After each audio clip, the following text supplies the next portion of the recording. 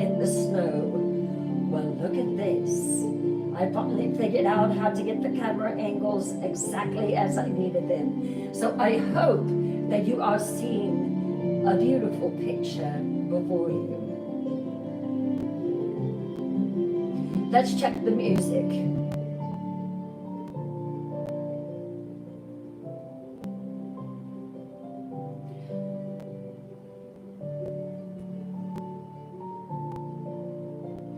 Hey, Kimberly. Hey, Magic Moon. Hello, Madness.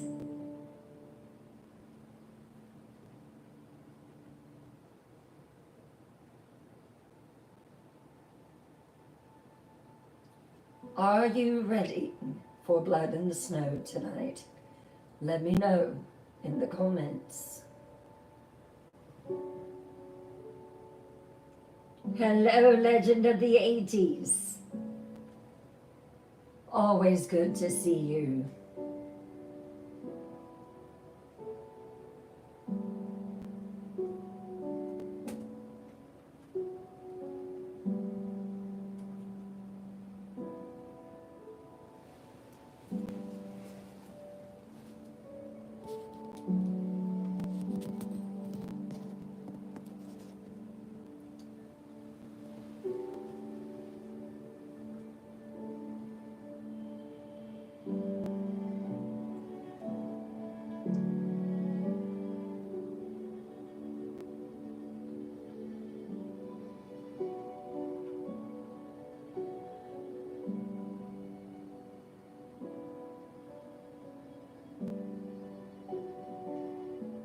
Yep.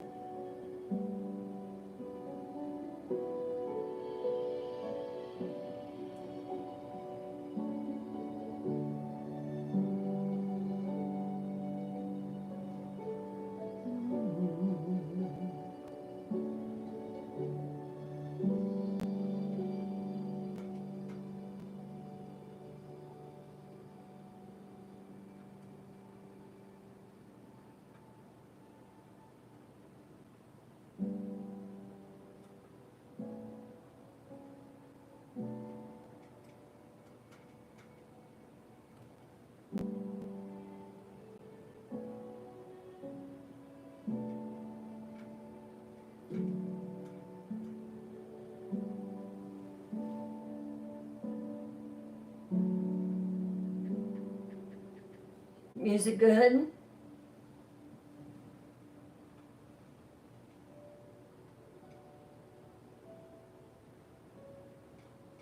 Hello, Sophia.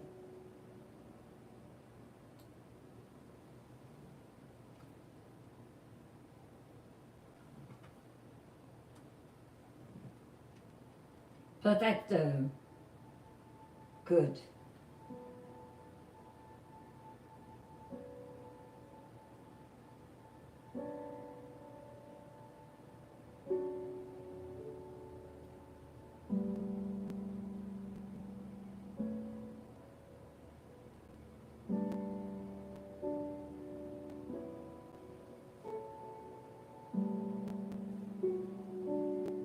Lower your lights. We don't lock the doors on Vampire Night. And you might want to grab a fan to cool yourself. When we last left Ella, she was devastated. Not only had Ian returned to Blackstone Manor, but he had held her in his arms. He left her standing there, reeling from his return. And in his place, Aidan appeared, his brother, soon to be Ella's husband and lord.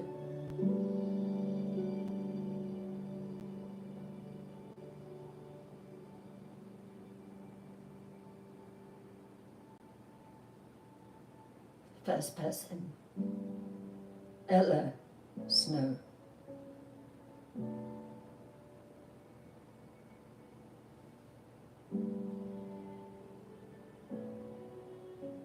I could do one or two things.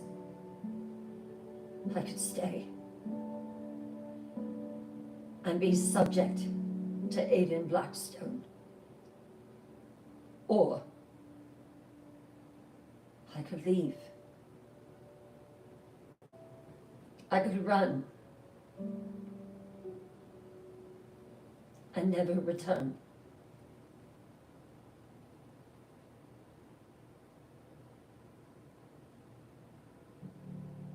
And that's what I did.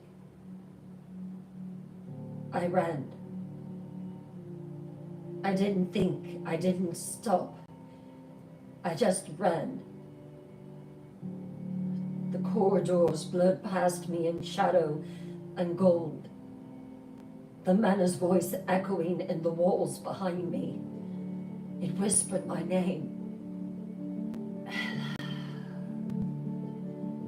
Tried to hold me in, but I tore free like something unchained. By the time I reached the stables, my gown, my wedding gown, was soaked at the hem, dragging like a dying ghost across the stone. The gown that the Thread Sisters had materialized out of magical air was ruined, and I didn't care. I burst through the doors, startling the horses into restless whinnies. The scent of hay and leather hit me like breath after drowning. Etheria, my mount, my beautiful mare, she turned before I called for her. She knew I was there. Moon-colored, eyes dark as ink, mane braided with silver charms that jingled softly in the tense quiet. "I'm not waiting!" I choked, my voice shaking. No saddle, no reins. I threw myself onto her bare back, gripping tight to the warm silk of her coat. And then we were gone. We tore from the stables, hooves slicing through the frost, and the wind screamed against my face like the house calling me back, but I didn't dare look behind. The world around me had turned blood red. The crimson moon hung low above the trees, casting the snow in hues of garnet and wine, like the ground itself had been soaked in old death. My hair streamed behind me, my breath came sharp and ragged. My heart was fire. I wanted to scream. I wanted to vanish. I wanted the cold to take me. The forest opened up its arms and welcomed me like a tomb. Branches clawed at my gown, thorns biting into my skin as Etheria charged deeper, deeper into the pines, toward the mountains, and I didn't care. Let them bleed me. Let them devour me. Let the sun, my old enemy, finally find me at dawn and burn away the thing I had become. The monster I had become. I wanted to be ash. I wanted to be free. Tears froze against my cheeks. The wind cut across my skin like glass. And still, I held tight. I rode through the dark, through the red, through the madness that was mine now. I, Ella Snow, was leaving Blackstone Manor of my own free will. I was leaving the prophecy, the ring, the necklace, the dress, him, all of them. And when the light came, I would let it kill me.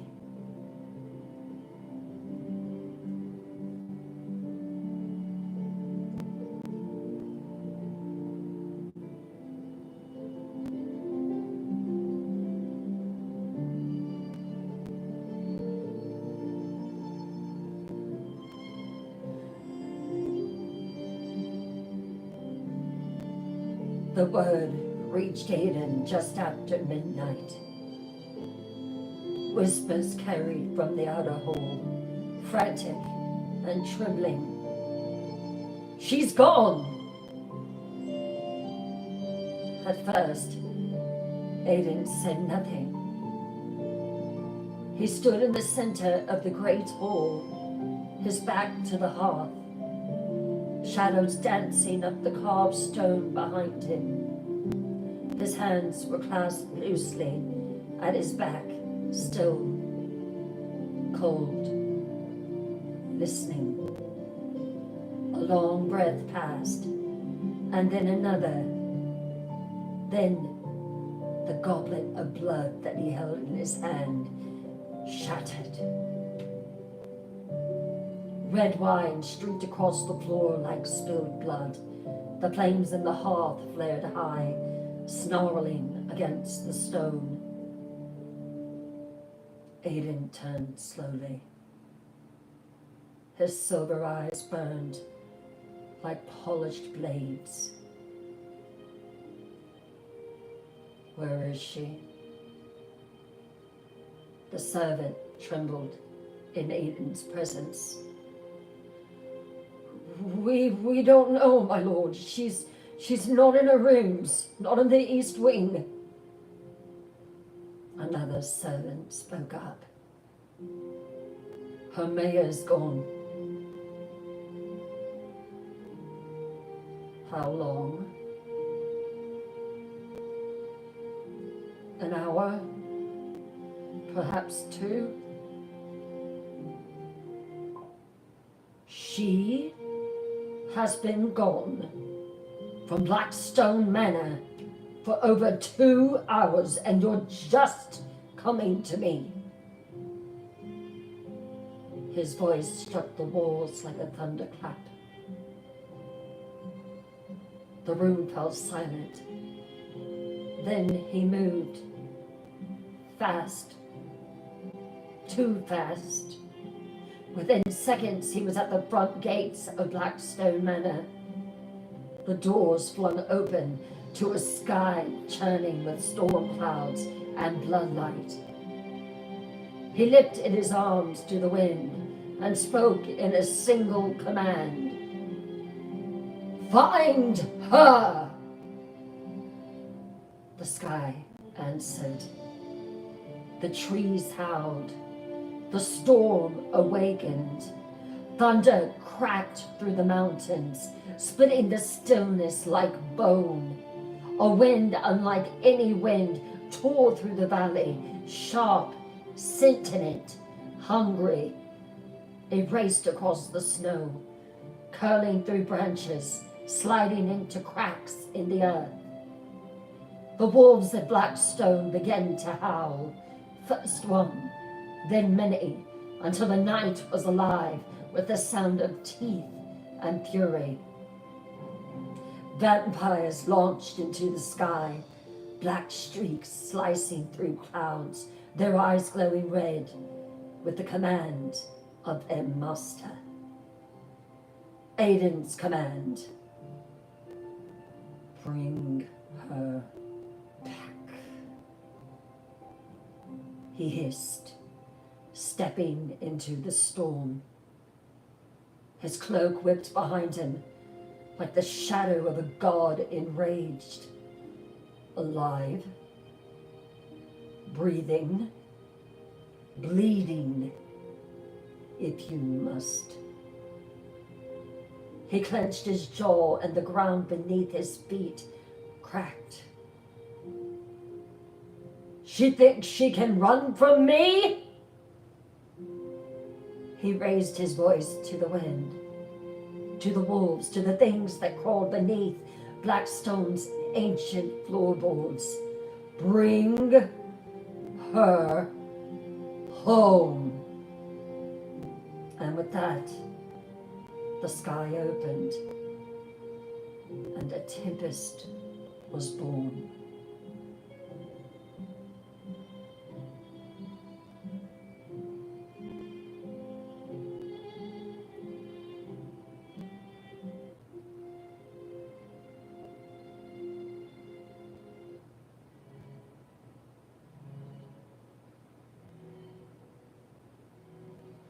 The shelter creaked with the force of the wind outside. The firewood lay dead and untouched in the hearth.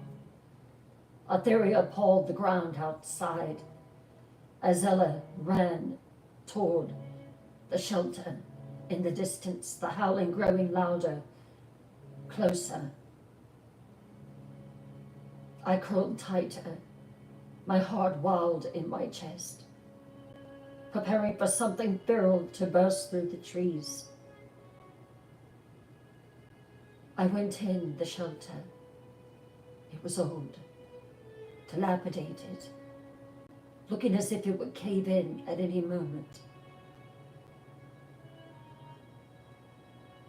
I found shelter on an old cot. I sat down and wrapped myself, my arms around me, as tight as I could to shield off the cold and wait for the sun. And as I sat there, I felt a sudden gust of warmth, a flick of flame. The fireplace roared to life, its flames dancing.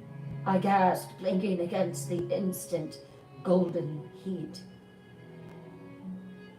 From the shadows at the doorway stepped a figure wrapped in a cloak the color of midnight rain. Her pale hair wind-tossed and shimmering. She smiled at me like this was all a game.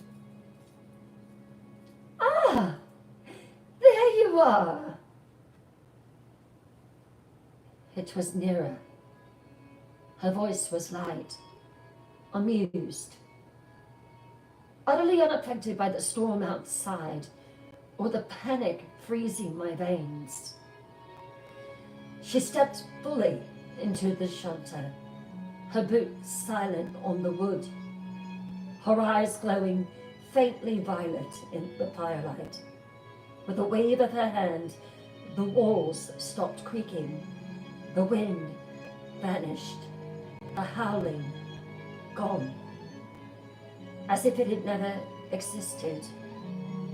She dropped her hood and shook out her hair with a sigh. You know, if I had a crescent moon for every bride who tried to run under the blue moon or the blood moon, I could rebuild this place in sapphire better. I stared at her, my mouth dry. Nera walked over to the fire, warming her hands. Lovely ambiance.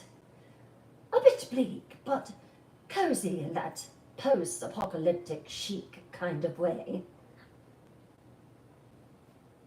Nera, I breathed. How did you... Ella. Sweet, sweet Ella. It's quiet in here, but outside,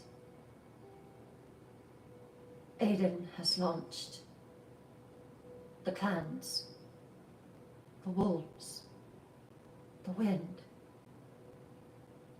to find you.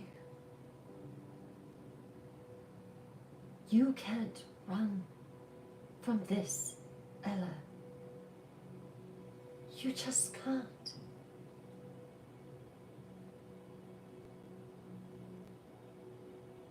I didn't move.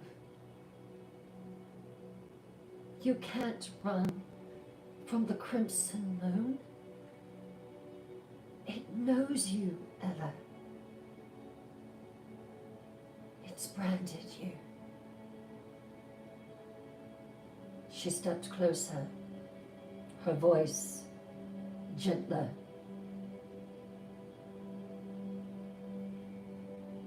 Let me see if I can make you understand.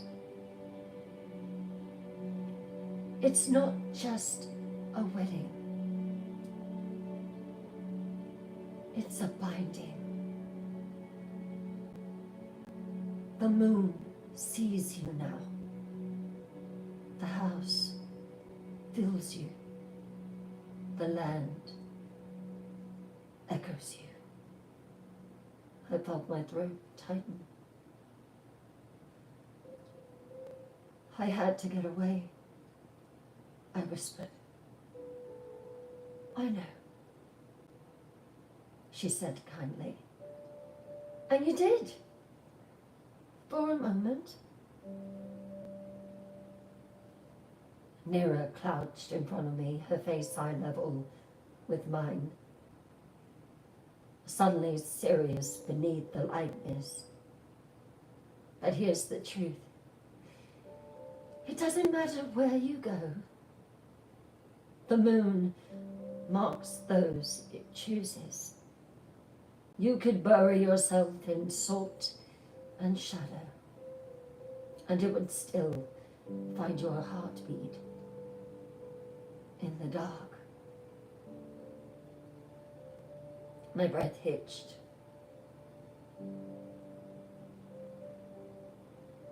Ian found me. Nera didn't flinch. Of course he did. He's part of your thread. All of this,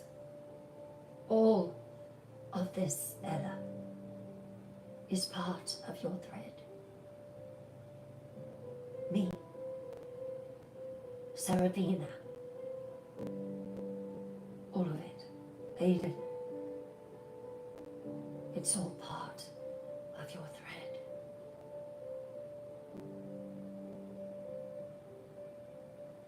I didn't choose any of this. I just want to die. I want the sun to make me disappear. It won't happen, Ella.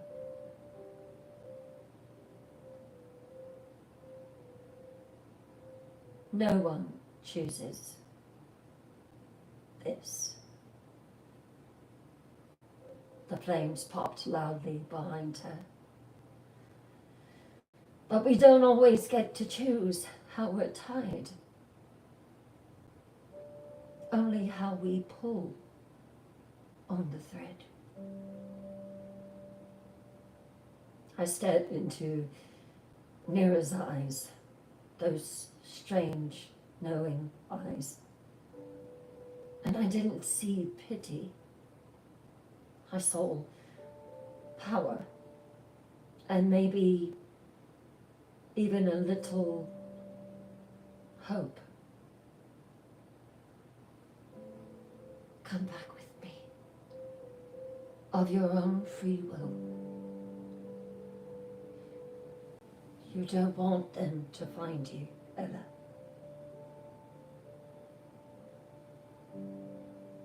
You can still redeem yourself. The house hasn't crumbled without you yet. And the moon hasn't fell to the sky, to the ground. Yet. I can't face Aiden. You don't have to, she said. Not tonight. Tonight you're just a girl in a blood-drenched gown who's survived the hunt. Let that be enough. I hesitated. She stood, offered her hand. I'll walk beside you, she said. Nothing touches you, Ella, while I do. I'm your protector. I lifted her hand. And then I took it. And the moment our palms met, the fire behind us roared high, welcoming me back to the world I tried to leave.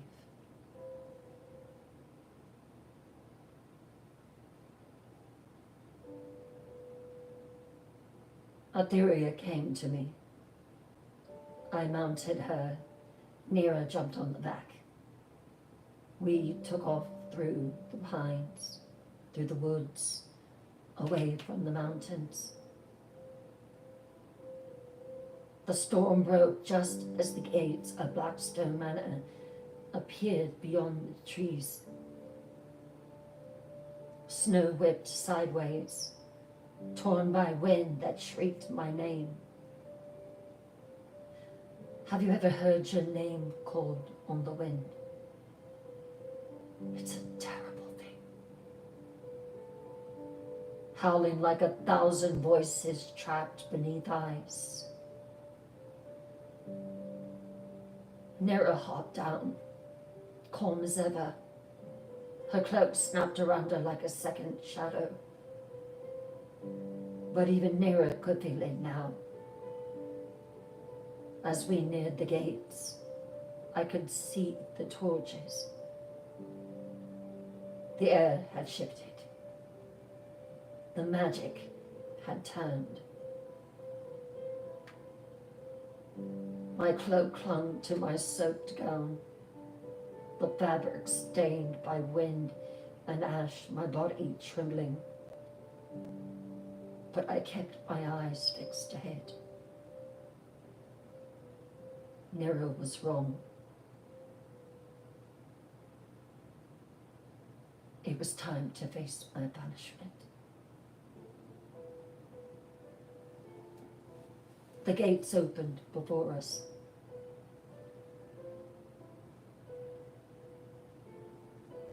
We were expected.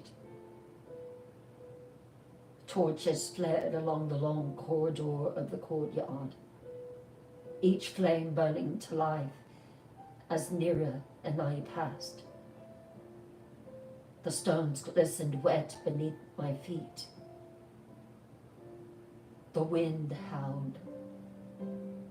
And then they stepped into the courtyard and everything stopped. They were all there. Every clan, the north, the east, the west, the wolves, the witches, standing in rows of silent, dark silk, cloaks billowing, faces cold and gleaming with war paint and anticipation. And at the center of it all, on the steps of the manor itself, stood Aiden.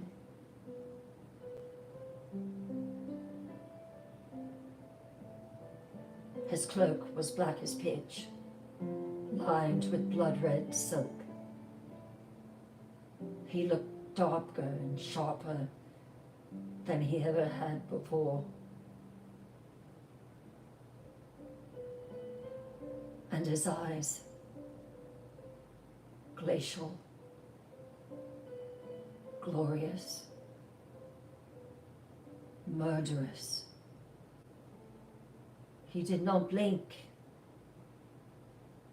He did not smile. He waited. I took one step forward. And then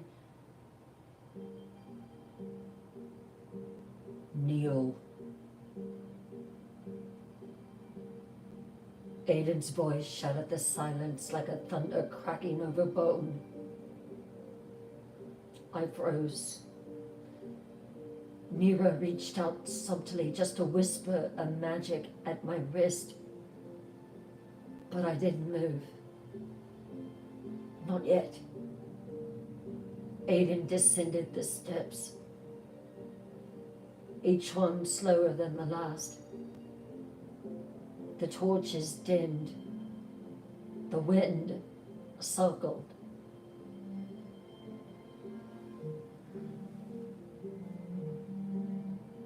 My bride, he said, voice low and laced with venom.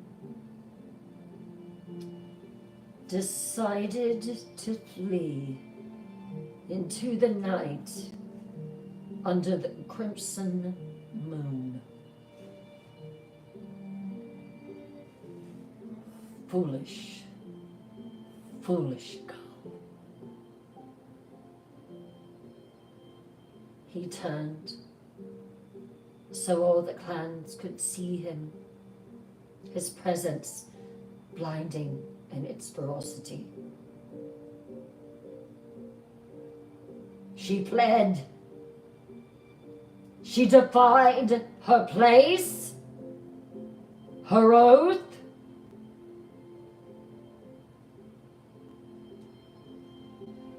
My name. He stepped closer.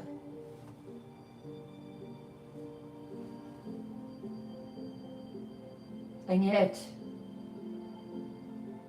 she returns.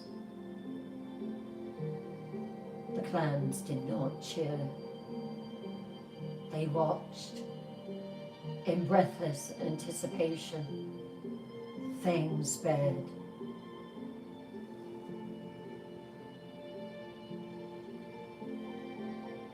Do you think this is love, Ella?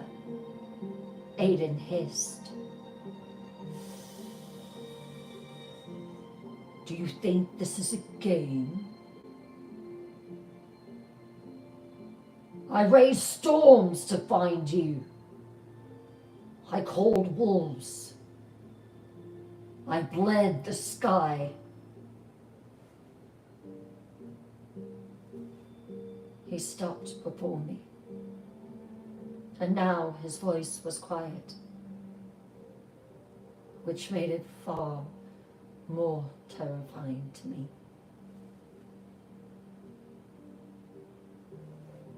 I would have torn the moon from the sky, Ella.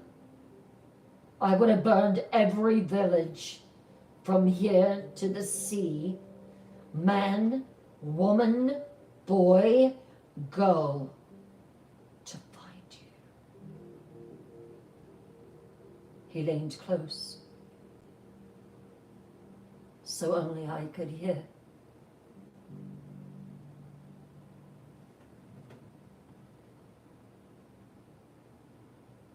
And I will do worse if you ever leave me again.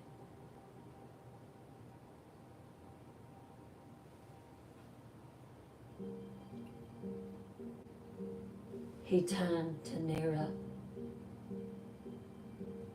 Witch! Nira's jaw tensed, but she bowed her head slightly. She came willingly, my lord. No, Aiden said coolly. She came back because I summoned her. He looked to the crowd.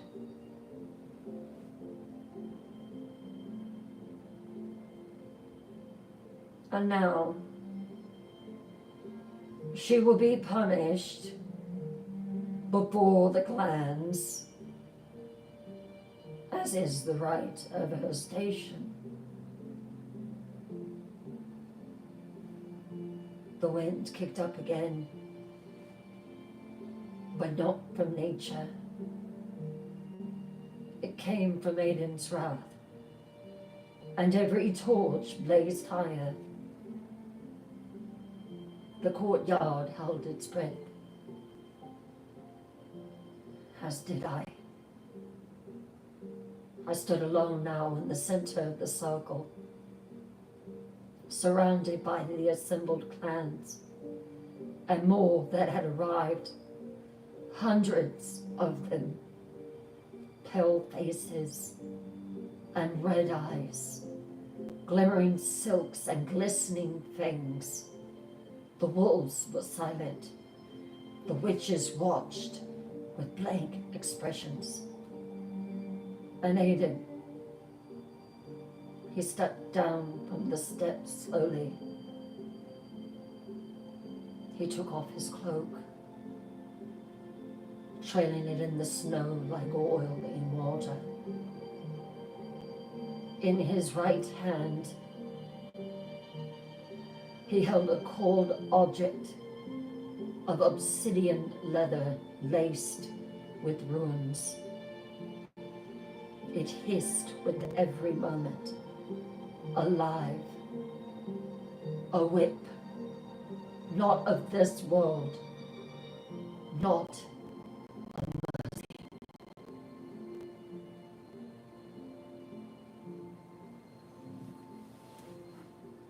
She ran, Aidan announced to the crowd, his voice clear and sharp as a blade. On the eve of our union, she disgraced the clans.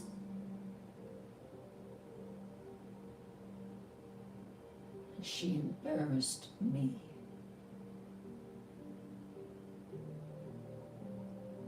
Gasp rose from the crowd, but no one dared to speak. And yet, she thought she could return without any consequences.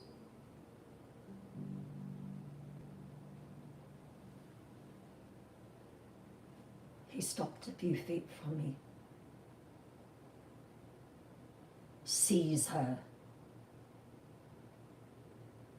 Two vampires moved at once, tall, armored in blood, still in shadow. Their eyes glowed like embers, emotionless.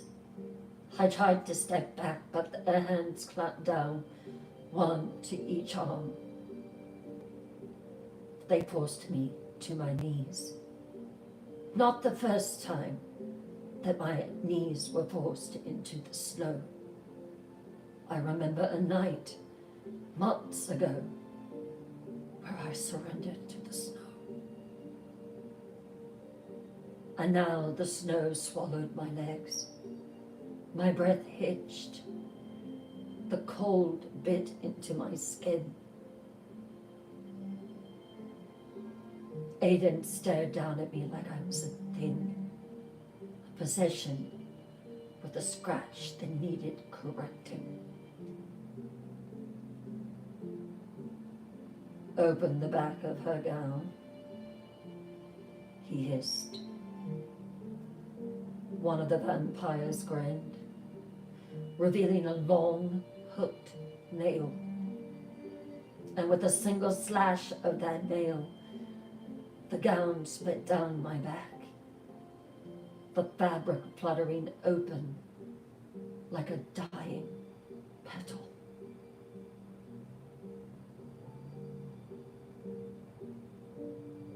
Aidan practiced with his whip. It slashed across the air. He unbuttoned a few buttons of his shirt, his muscles rippling. This will hurt me more than it hurts you, my dear.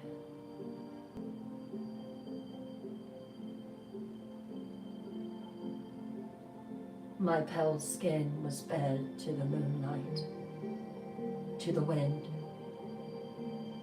to all of them. A ripple of unease moved through the clans, but Aidan didn't pause. He stepped forward and uncoiled the whip. It cracked once in the air, sharp, inhuman, alive, and the flames in the courtyard fled higher as though in applause.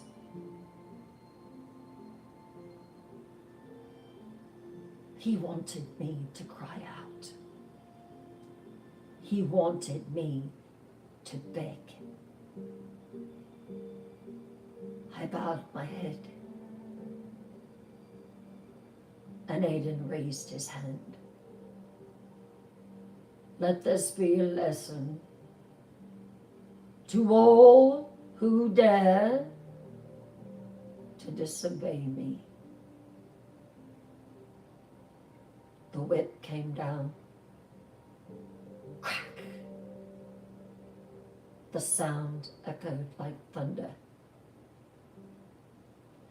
My body flinched. A thin red line bloomed across my back, jagged and glowing as though the whip had left behind fire instead of blood. I had never felt such pain. The crowd gasped. Some turned away. Some leaned in. Aidan didn't blink. He raised the whip again. Crack! Another lash. My breath caught, and I almost cried out, but I did not scream. The third came harder. Crack! My fingers curled into the snow, and then the fourth, and my head lifted, my teeth bared, not in pain, but in rage. My eyes found Aidan's, burning through tears, through agony, through humiliation, and he smiled. The whip coiled back again. He was going to make me bleed until I broke, until the clans believed that I belonged to him, till I surrendered to him, until there was nothing left but obedience. But he didn't know me.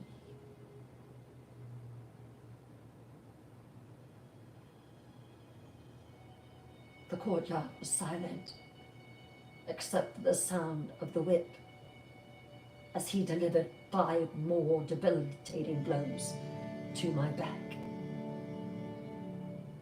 I knelt, my spine exposed beneath the shredded silk of my gown, my skin glowing like porcelain beneath the crimson moon.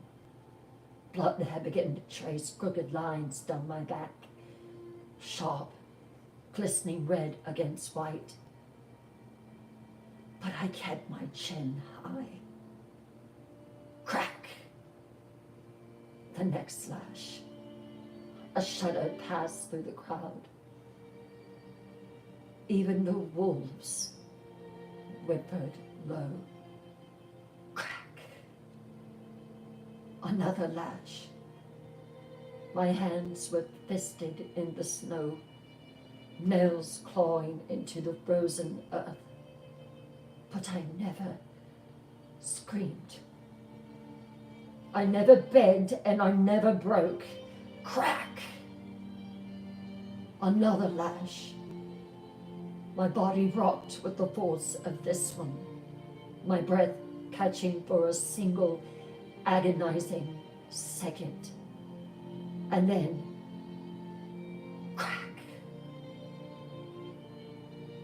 It tore across old wounds, reopened new ones, and still I lifted my chin higher. My eyes burned, not with tears, but with fire. and up on the stone steps, just behind the velvet banners of the north, I could feel him watching, wondering why he wasn't coming to my aid. Ian, hidden in shadow, hands clenched at his sides, fangs bared. His breath came ragged, not from fear but from restraint. It took everything in him at that moment not to leap forward, not to tear his brother's throat out in front of the clans.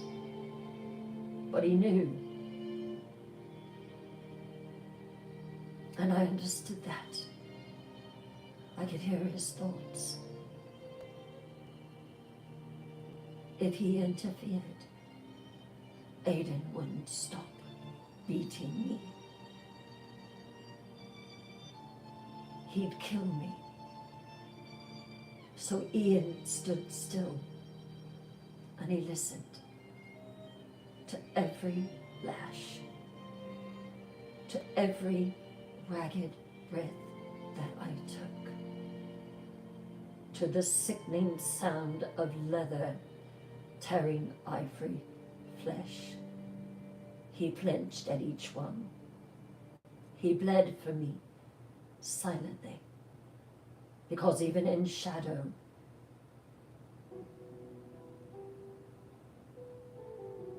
he was mine, and I was still unconquered.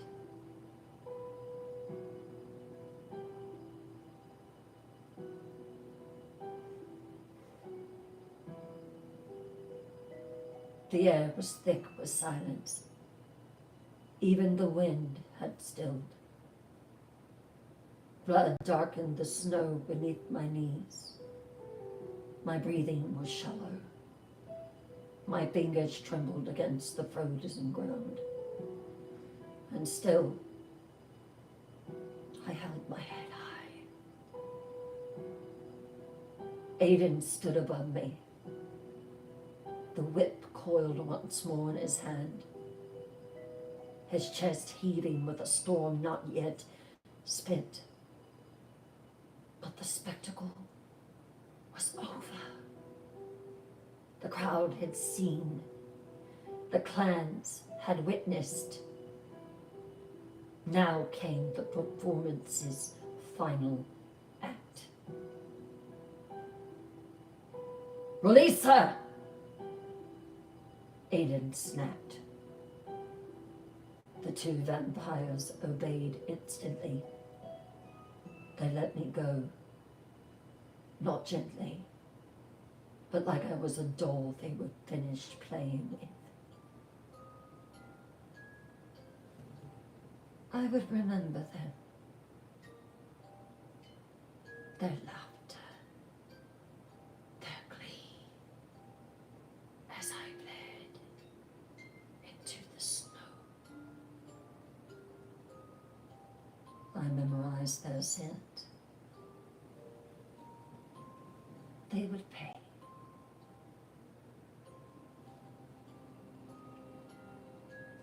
I sat for just a moment. The icy cold met my wounds, sharp and burning like ice. Blood ran warm beneath the tatters of my gown, trailing down my spine in threads that glistened under the red glow of the moon. And then Aiden reached for me.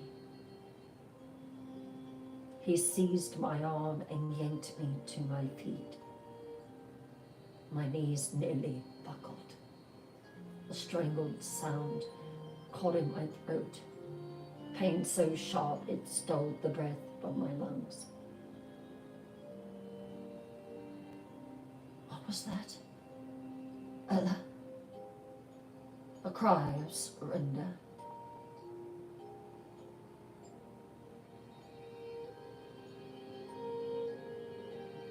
I did not look away from him. I stood, shaking, swaying, but standing. My eyes, wet with agony, locked onto his, not pleading, not broken, not afraid. He leaned in, voice low, a sneer curling at his lips. "Do you feel it now?" he whispered. "Do you understand what you belong to? You belong to me, Ella.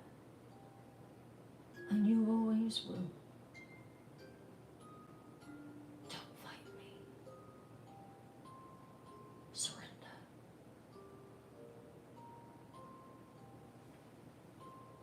I said nothing. I knew that my silence was cutting deeper than any blade. And then, with what little strength I had left, I pulled my arm from his grip. I bit my lip to keep from gasping, but I did it. And I stood alone in front of him, defiant, ravaged, unyielding. All around me, the clans watched in stunned silence, because I should have collapsed. I should have begged. I should have bowed. But I didn't. I bled in the snow and refused. Aiden's smile flickered, just for a second, because deep inside, he felt it. He had not won. Not tonight. Not with his whip. Not with fire and moon and blood. And not with me.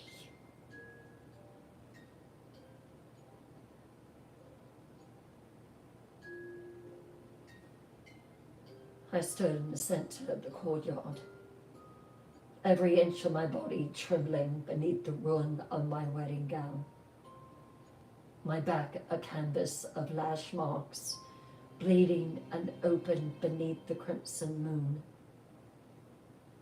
My face was pale, my jaw tight, body barely holding itself upright. How I did it, I do not know, but I stood. I still stood, and that infuriated Aiden more than anything. He moved slowly toward me, a measured pace, like a wolf circling its prey. Not for the kill, but to savor the terror. He walked behind me, the hush of his boots in the snow, a sound that called up my spine. I didn't move. I didn't speak, but my breath hitched as his shadow fell over my back.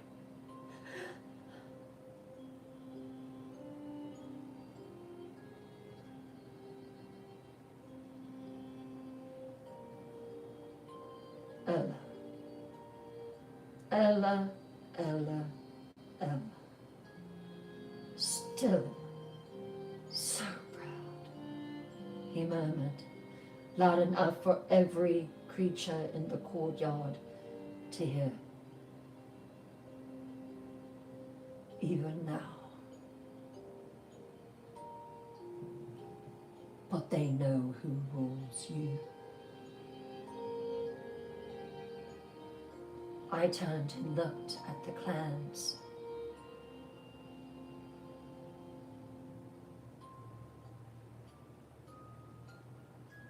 Do they really plant's expressions had changed to one of awe, to one of understanding. He raised his hand, and without warning, he dragged 2 fingers slowly down my open wounds on my back. I gasped, a breath that almost became a cry but bit it back, my jaw locking in place. My blood coated his fingers, rich, red, still warm. He stepped around me, his eyes never leaving mine, and then he lifted his hand to his lips and licked my blood from his fingers. First one, then the other, slow, lingering. His fangs slid down in perfect sync, gleaming beneath the moonlight. And then he smiled at me.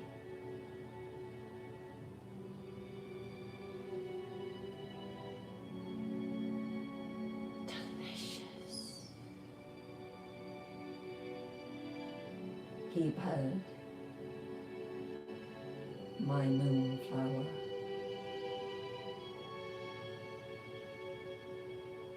The crowd gasped, low, horrified. Some vampires in the back shuddered with hunger at the smell of my blood. Others looked away, unable to watch. But Aiden, he basked in it. He turned to face them all, arms outstretched as if presenting a gift.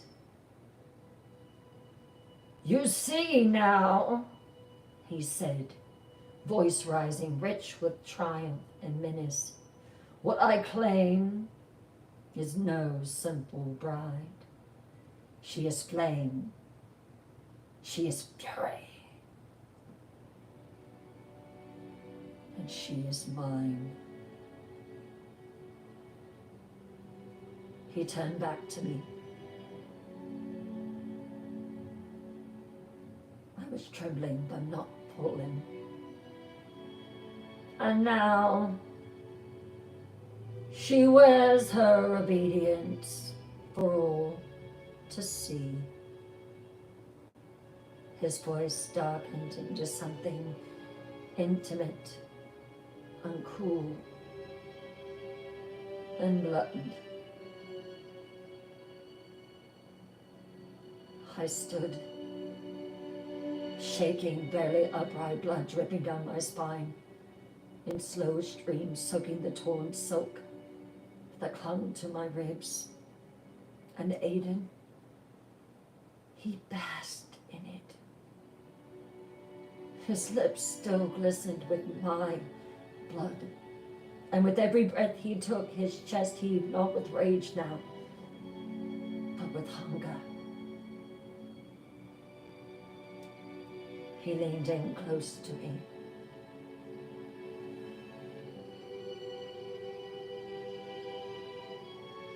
His eyes glowing red.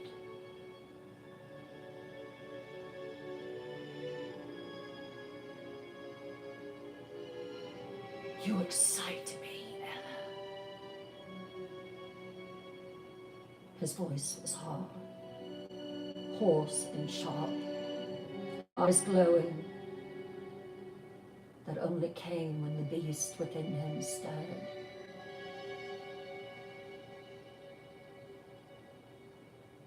He stepped closer to me, too close.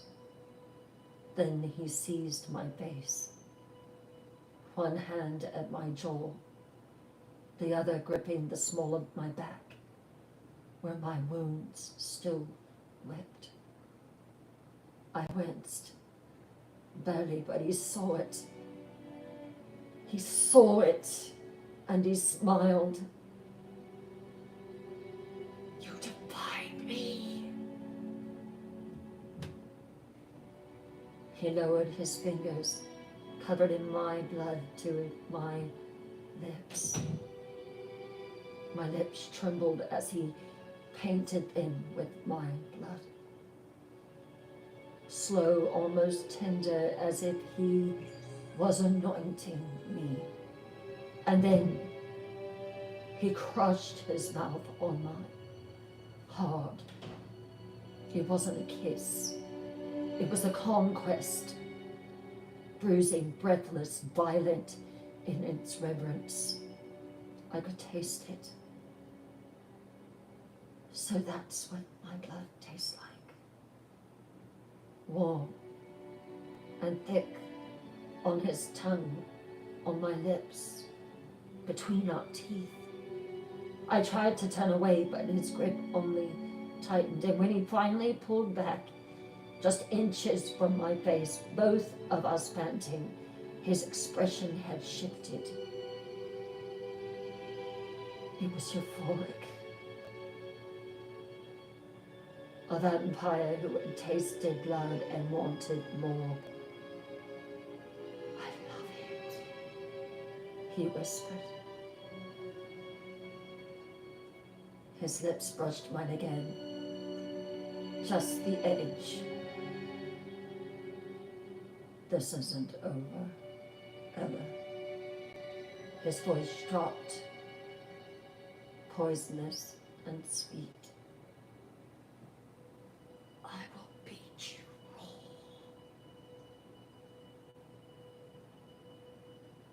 You will break. Do it sooner than later, Ella. His hand slid down my back, trailing fresh pain with it.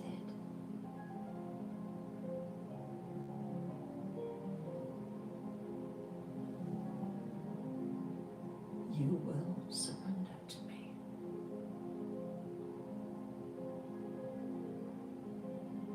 And then his smile sharpened.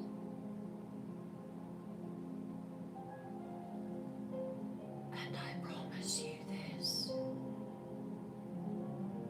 He leaned in so close, his fangs grazed my bottom lip.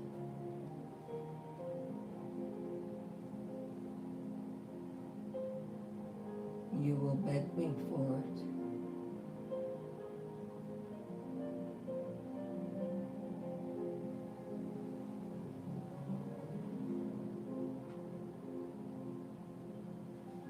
Ian stepped forward, not slowly, not subtly, like a sword drawn from its sheath.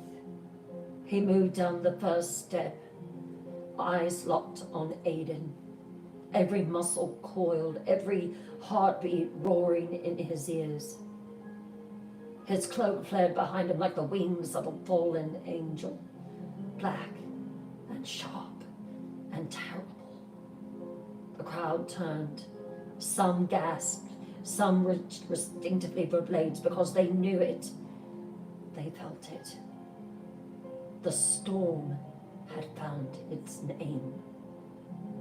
Aiden didn't flinch. Still standing with my blood on his mouth, he met Ian's gaze with a wicked calm. A challenge passed between them like lightning waiting to strike. Ian's fist clenched at his sides. I will kill him.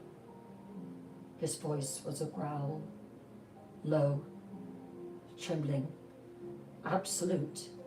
But then a hand, cool, elegant, certain. Seraphina. She stepped from the shadows beside him, her expression unreadable, her eyes like winter moons. She placed her hand over his chest, fingers splayed like she could still feel his heartbeat. but it hadn't beaten in centuries. No, my son, she whispered. Not here. Ian looked at her like a man possessed. His voice cracked. He whipped her. He marked her. He tasted her blood in front of us all. I know, she said softly, her voice a lullaby laced with still.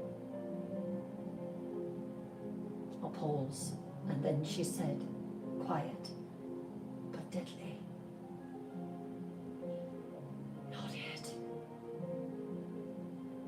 Ian's eyes shone silver with Bolis's breast fury. His voice was a broken vow. He touched her like she was nothing.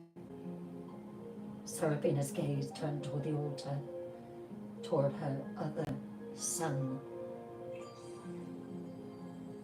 A moment of silence stretched between them.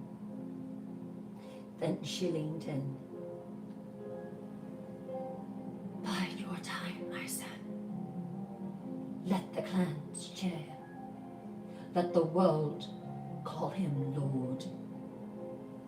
Because when you take her back, and you will, she met his eyes again, and this time there was fire there.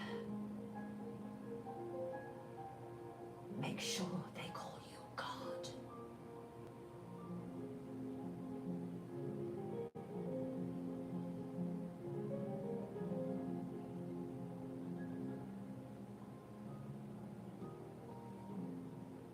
We'll take an intermission here for 10 minutes, and then I will come back and read the rest of tonight's Blood in the Snow.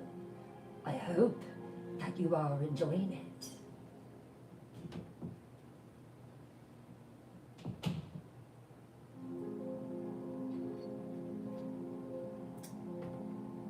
What are you thinking so far?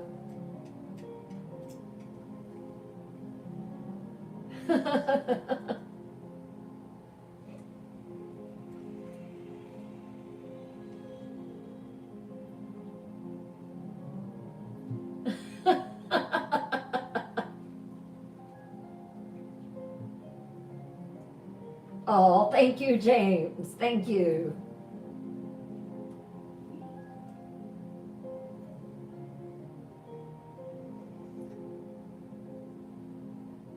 Hello.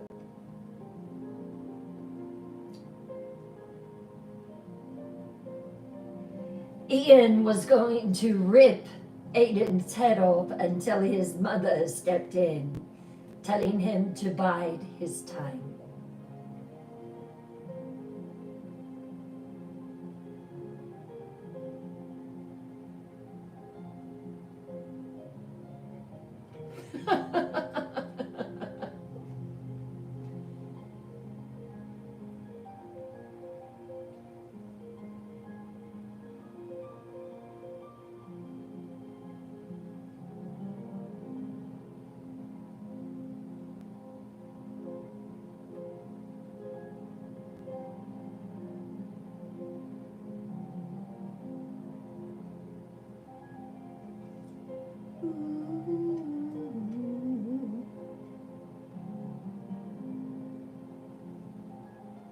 Hey, XJ.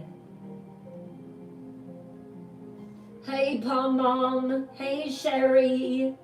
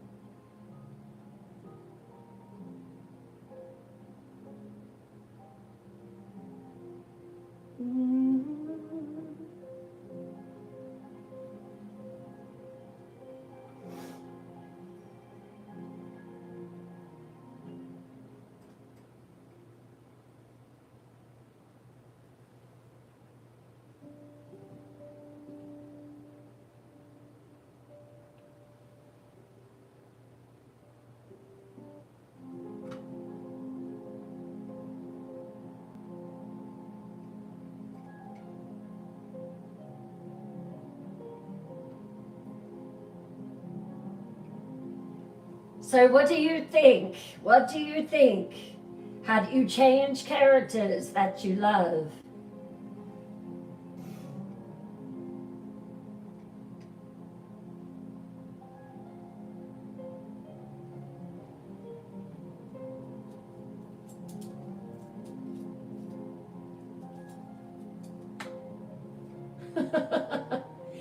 We might have to do the Blood in the Snow merch before we do anything, XJ. Who do you like right now? Seraphina? Nera, the ancient witch?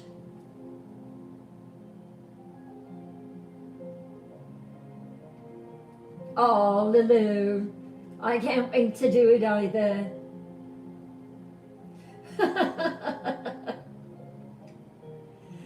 You will be able to start over this weekend. I will have it published for you. The beginning of Blood in the Snow. Who would have ever thought that it would take such a journey?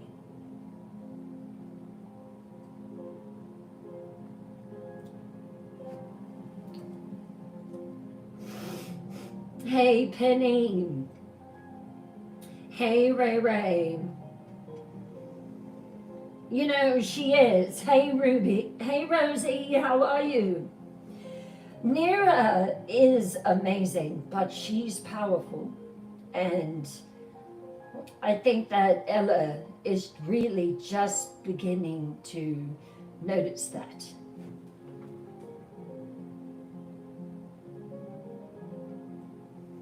Hello, Peaches. Nera has been a lot of fun to write about. She really, really has. And today, she honestly began to bloom in my mind as a powerful ally for Ella.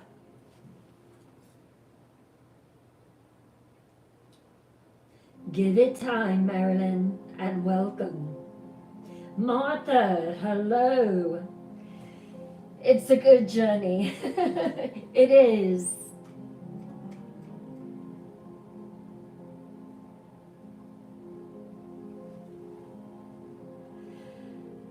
You know, there was a video that was made today.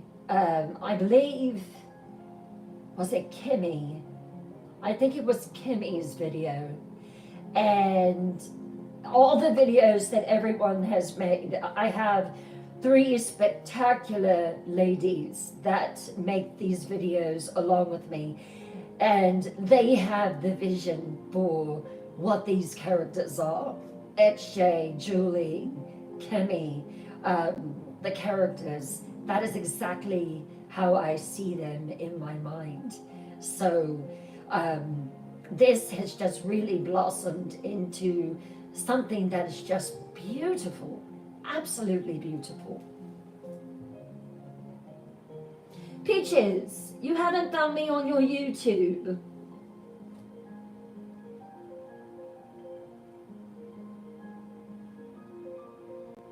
They truly are, Tara. I have the best night watchers in the world.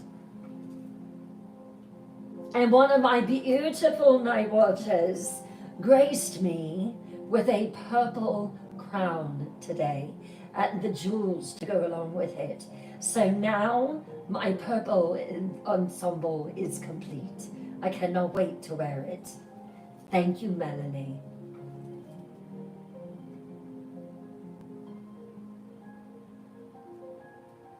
It is a wonderful family. The videos are on YouTube. You can go and find them there.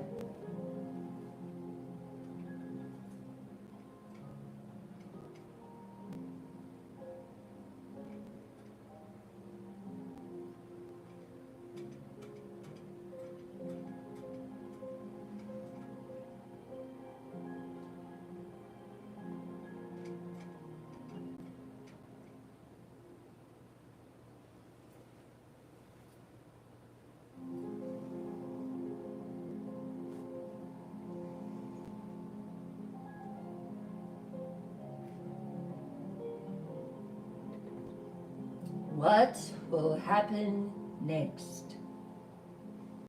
Are you taking any guesses?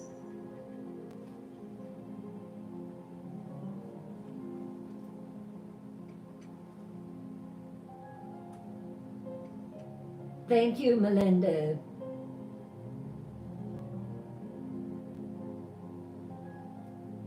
I'm so glad, Bugsy. Hey, Scarlet Peace.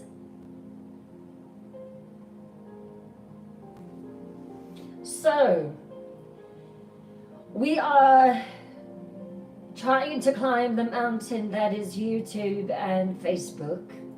And we are climbing. We need 4,000 viewing hours on YouTube.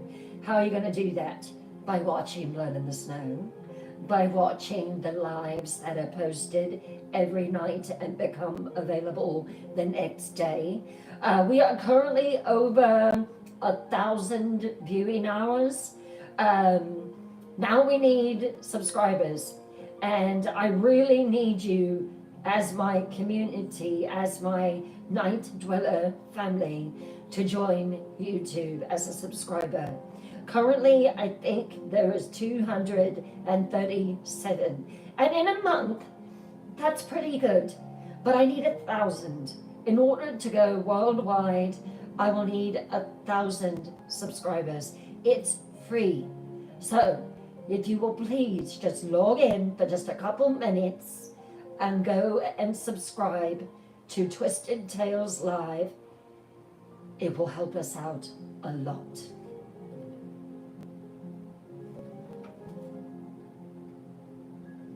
I know it, Marilyn. I know y'all are fighting behind the ranks.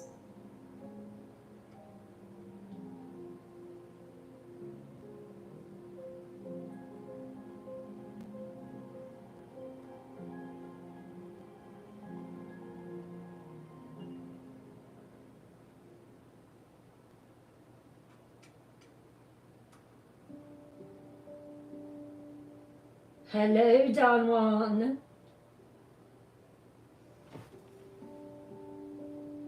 Thank you so much.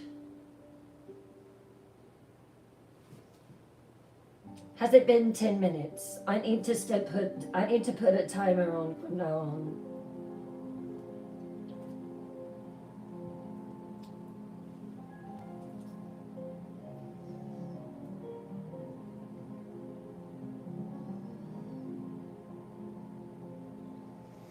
Thank you, Bugsy.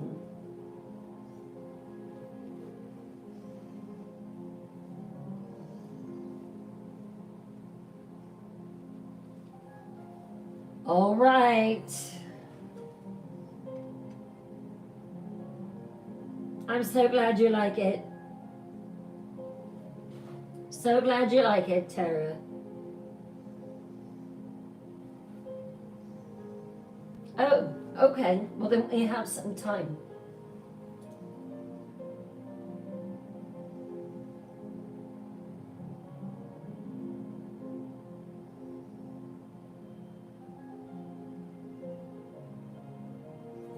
I'm so glad. So glad.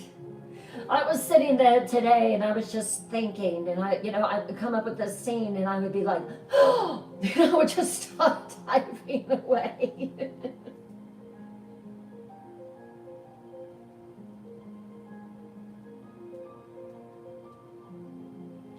Are you feeling better, James?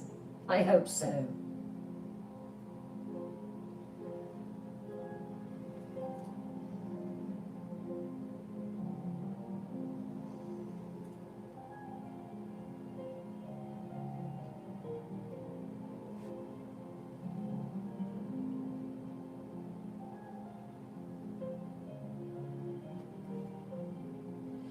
Marilyn, Amazon Publishing Pros chose the team to design the cover of my book, but next time I will be choosing my own design.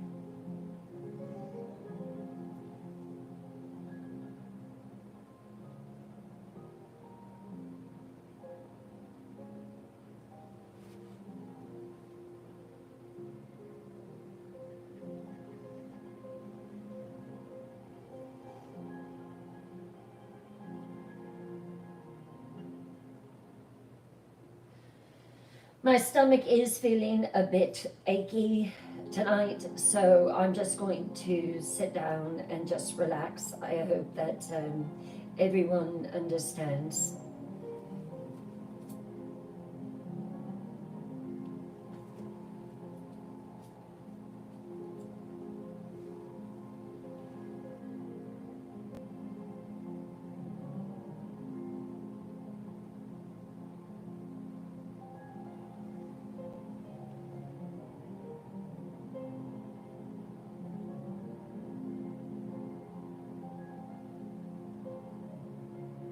Thank you.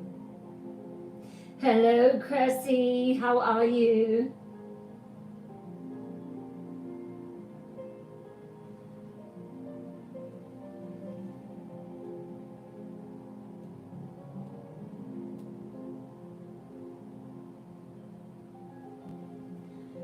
La, la, la, la, la. Don't you love the music? Is it a good level?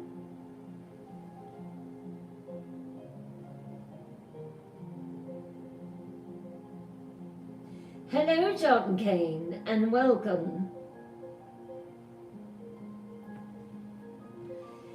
Yes, I can.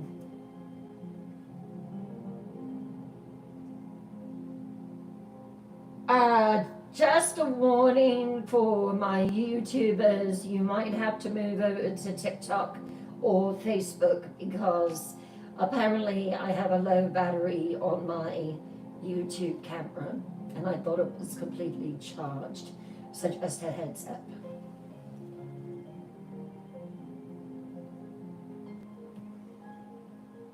Isn't it? I just absolutely love it. It gives me cold chills from the top of my head to the soles of my feet.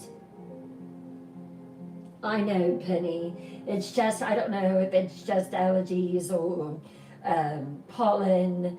I'm just highly allergic to everything. Thank you, Roxy.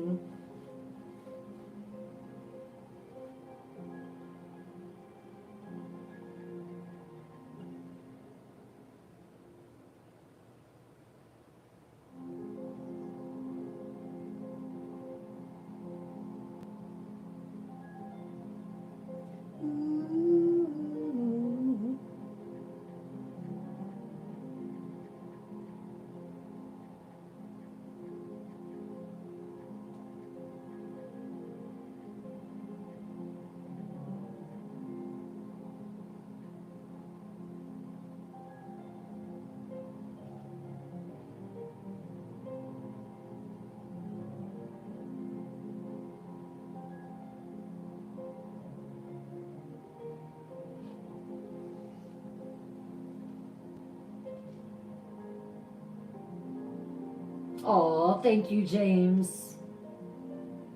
Hello, Jess. Thank you all globally for the twisted trinkets and for visiting my bewitched boutique. There are many twisted trinkets in there. Is the moon calling you? Answer however you wish. Whether it is a small gift or a grand gesture, it all goes toward keeping this life living. I hear that, Roxy. 3 minutes left.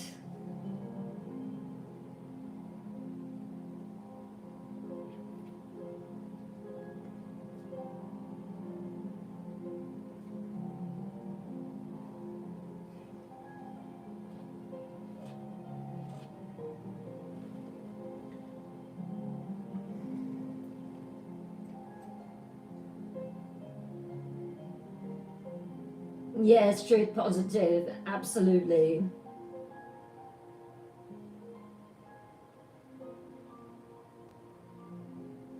No, the full recording will be there, truth. Yeah, it will be there on YouTube. It's just showing low battery. Hopefully, it will hang on. Um, we'll see. Oh, Junior, you're afraid of me. Whatever for?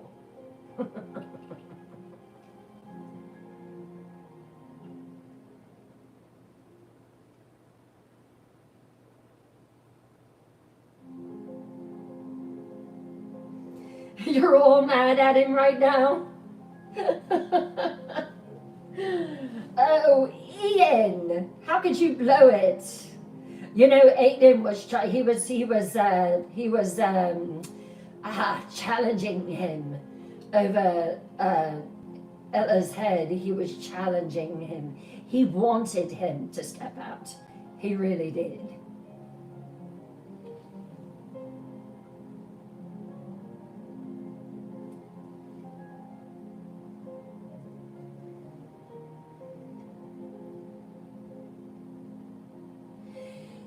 If it should happen to run out and the recording of Blood in the Snow is not there, I will do 2 recordings of Blood in the Snow next week, if it should mess up. Is that fair?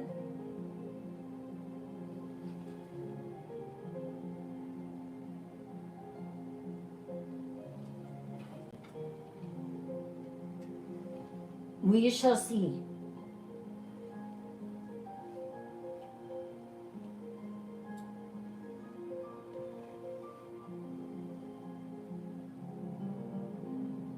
All right, let me see here. No, it keeps wanting to do something odd. It wants to go to subscriptions.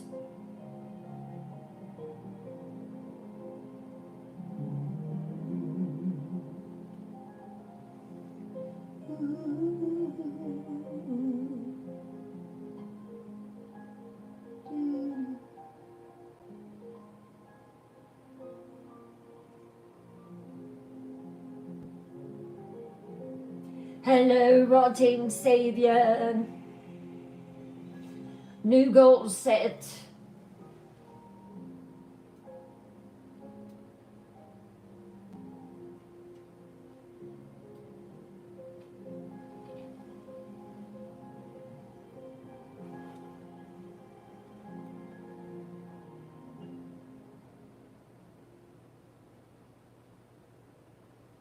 Oh, truth positive. It'll be all right. I promise. All right, everyone.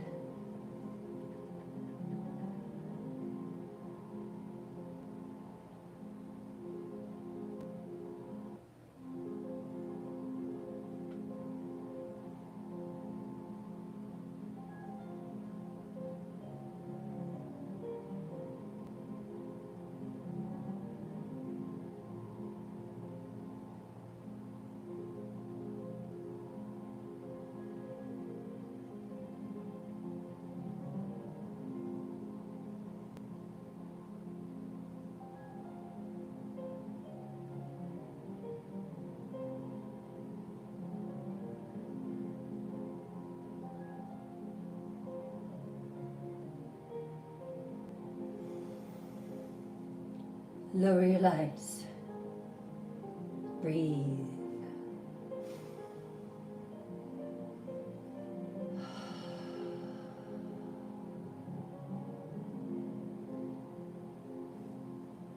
Fans ready? Let's begin.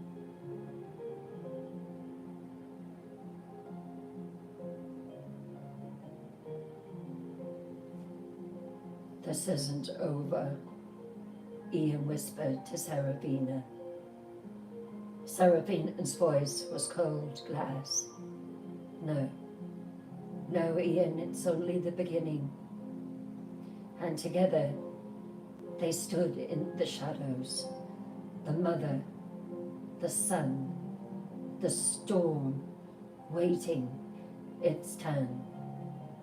And from his place on the steps, Ian watched as Aiden reveled, unaware that his greatest enemy had just watched him make the most fatal of mistakes, of believing Ella would ever belong to anyone but herself. The courtyard remained frozen in stunned silence.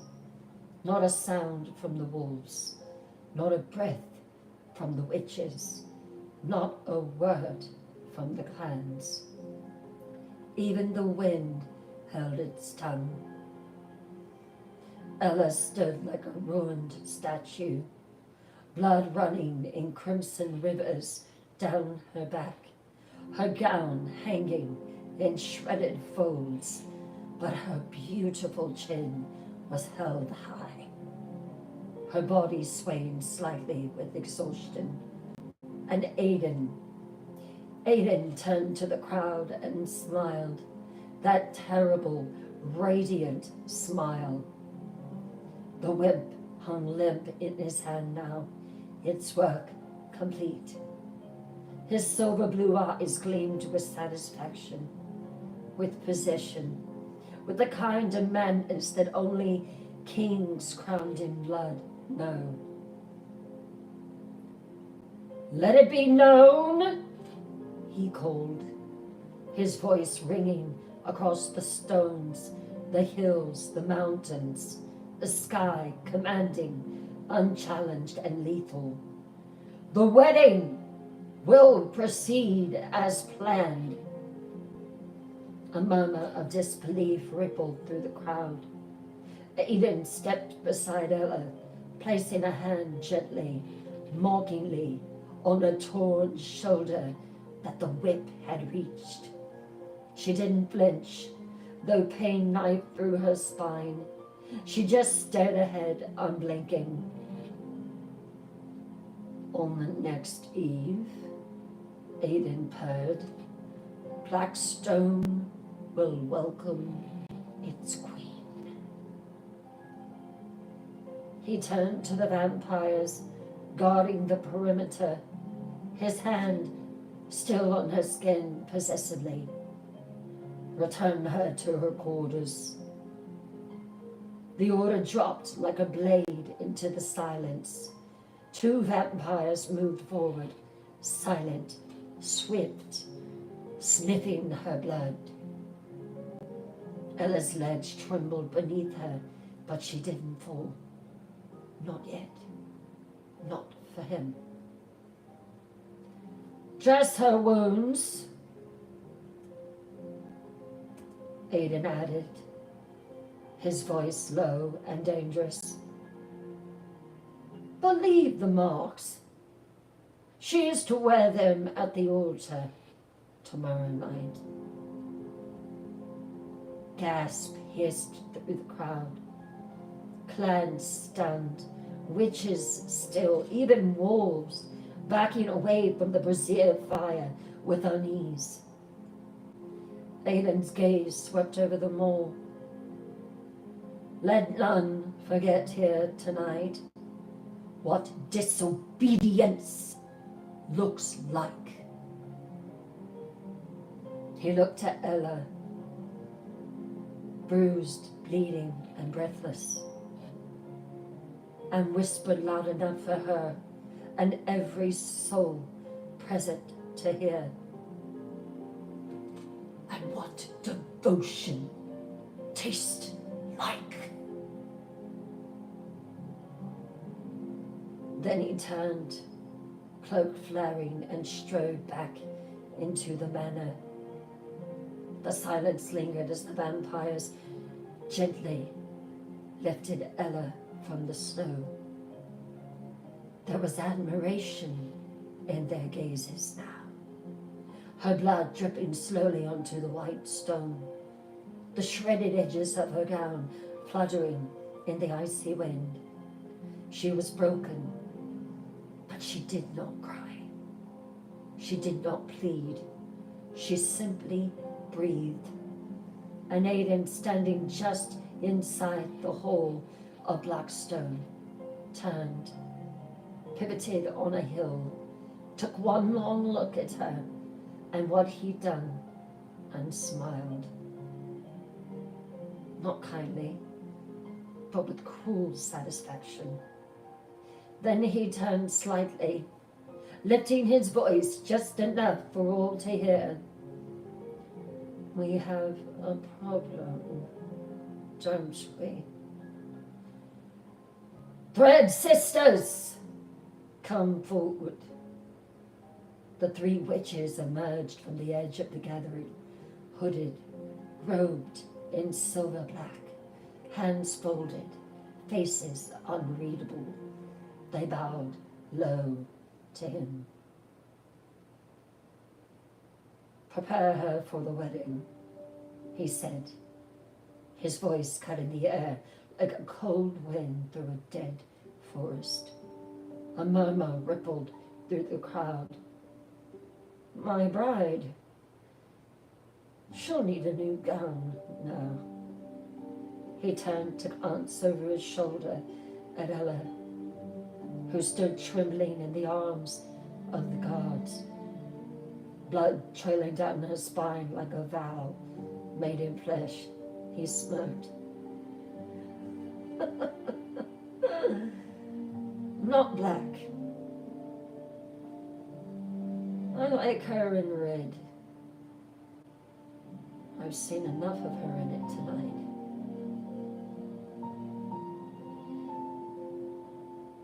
The crowd shifted. The wolves growled low. Aidan stepped forward once more. "And see to it," he added, "that the back is exposed to every lash I gave her." Gasp. The witches bowed again, this time slower, deeper, almost reverent. "Let all the clans witness her penance on her back. Let them see what happens when a bride disobeys her husband." He didn't look back at her, not once. Instead, he turned on his heel, cloak sweeping behind him like the final note of a funeral dirge, and ascended the steps of Blackstone. He disappeared into the manor's shadowed mall, and behind him, Ella stood in torn silk, blood stained on her lips, anger in her eyes, and the promise of vengeance rising quiet as breath. The door to Ella's chambers creaked open with a solemn groan, and the two vampires escorted her inside without a word. The fire was already lit, casting a low, flickering glow across the stone floor, and the tall, arched windows dusted with frost. Her legs trembled with every step, blood trailing down the backs of her calves, her torn gown whispering behind her like a ghost in mourning. They brought her to the center of the room. A small wooden stool waited, plain, worn, and cold. "Stand," one of them ordered, voice like gravel scraped against iron. Ella obeyed, silently. She couldn't collapse. Not yet. Pain seared up her spine as she climbed onto the stool, her muscles screaming from the lashes, her breath sharp with every movement. But she stood, head high, eyes hollow. A queen carved in crimson. And then the Thread Sisters entered, three witches in gowns that shimmered like morning veils woven from starlight and shadow. Their hands glowed faintly with silvery magic. None of them spoke. They only moved with slow, ceremonial grace, as if performing a sacred ritual. They circled her once, twice, and then one by one, they lifted their arms, and the air began to shift. From the darkness beyond the hearth, fabric appeared, drawn forth from ash and blood and forgotten things. It shimmered red, not bright, not scarlet, deep, dark, violent, the color of sacrifice, the color of vengeance, the color of a woman who survived. It floated toward her in sheets, wrapping itself around her limbs, her waist, her arms, but never her back. The back was left open by Aiden's command, so the lashes would remain, so the world could see. The Thread Sisters began to weave, their fingers dancing through the air like spiders, like sculptors, like goddesses. And the gown came alive.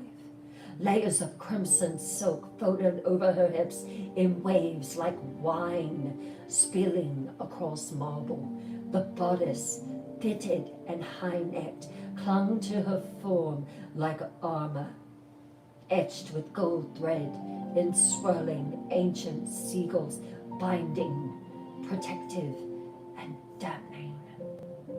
The sleeves were sheer smoke, delicate and haunting, wrapped in lace that coiled like snakes.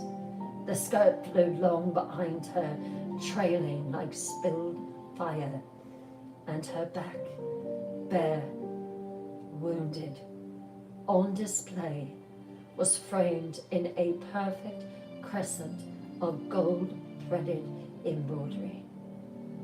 The wounds glistened beneath it like rubies. Ella stood tall, her eyes forward, a breathing sacrifice, a burning goddess, and then the door creaked again. Nera entered.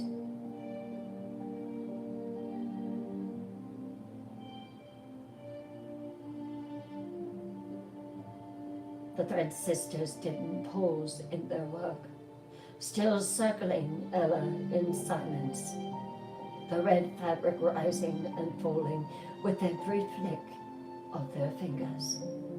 The gown shimmered like a bleeding moon caught in flame, but Ella looked up just slightly. She closed the door gently behind her. Nera wore no cloak of authority, no spell on her tongue, just her. She looked at Ella, truly looked at her, and the smile she tried to wear at the door fell away the moment she saw the bruises, the torn skin, the blood drying down her back. The gown was only half formed, and Ella standing so still on the stool, her shoulders trembling, but her head still held high. Nera didn't say anything at first. She just walked to her, quiet, measured, and when she reached the stool, she didn't speak. She placed her hand softly on Ella's hand. The touch was warm. Ella's knees buckled slightly, only slightly, but she caught herself. She was weak, and she knew that she could show this weakness to Nera and to the Thread Sisters. He said, "It has to be red," she murmured, her voice dull and open in the back. Nera looked up at her. She nodded. "I know," she said softly. "I saw. I'm sorry. I didn't know." There was a pause. The Thread Sisters continued weaving, the fabric rustling faintly like breath. "It hurts," Ella said. Not a whimper, just truth. Nera looked at the wounds that met her eyes. I know, she said again, and this time her voice cracked. I know, my sister. Another long silence passed between them, the kind only shared between people who don't need to say anything else. Then Nera stepped closer and reached up. She didn't ask, she just steadied Ella with both hands, one on both shoulders. You don't have to say anything, she whispered. I'm not here to talk. I'm just here. And Ella, quiet, hurting, still wrapped in the blood-red silk Aiden had demanded, closed her eyes. And as the Thread sisters worked on her gown, she let herself lean, just a little, just enough to let Nera hold her. Not as a servant, not as a witch, not as a witness, just as a friend.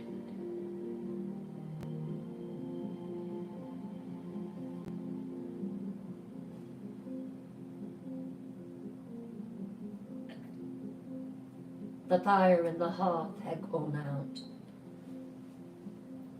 Only a faint wisp of smoke drifted upward from the last ember, curling into the chilled morning air. Ella's eyes snapped open. Something had woke her. A cold hand shook her shoulder again, more urgently this time. Wake! Ella! Wake up! Now! It was Seraphina's voice, low, firm, velvet, wrapped in command. The room was still dark, just before dawn, but Seraphina moved with clear purpose, her long black cloak rippling as she stepped away from the bed. Come, we don't have much time. Ella pushed the covers aside, still sore, her body aching with every motion. What's happening? Seraphina was already at the chamber door, glancing over her shoulder. Ian is waiting. We're getting you out of here. I'm taking you to the Black Mountain. You'll be safe there. You'll be with my son. The words hit like a rush of cold air. Ella didn't hesitate.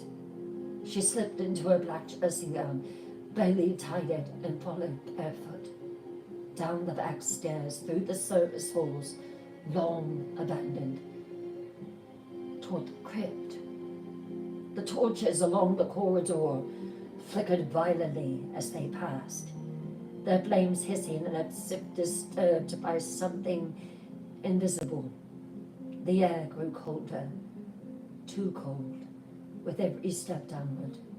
Stone turned to damp earth, walls to archways, and beneath the manor, Blackstone's bowels opened wide.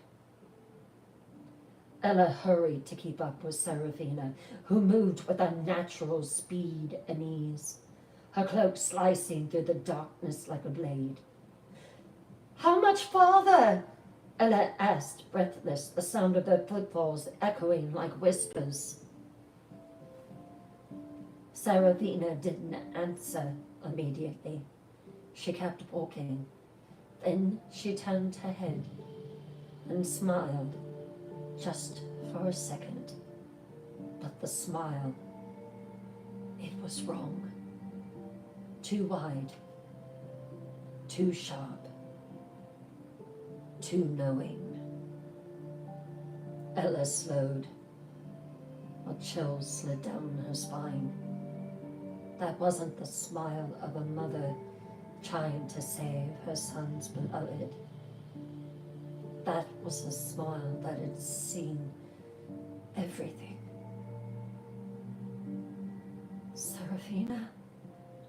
The older woman stopped the next archway, turned slowly, and this time her smile didn't fade. It widened. We're almost there. Just a few more steps. Come quickly. Her eyes glittered, but not with comfort, with something else.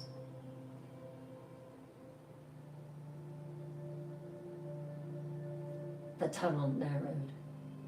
The air turned damp, thick with the scent of earth, wax, and something older, like long-dried blood soaked into stone. The walls flickered in torchlight, throwing broken shadows across Ella's skin. And still, Serafina moved ahead, graceful, fast, her dark cloak brushing the stone floor like it knew the way on its own. But Ella slowed. Her breath caught. A chill slithered down her spine. Her feet began to feel heavy, as though the very earth below resisted her steps. Her voice came soft, wary.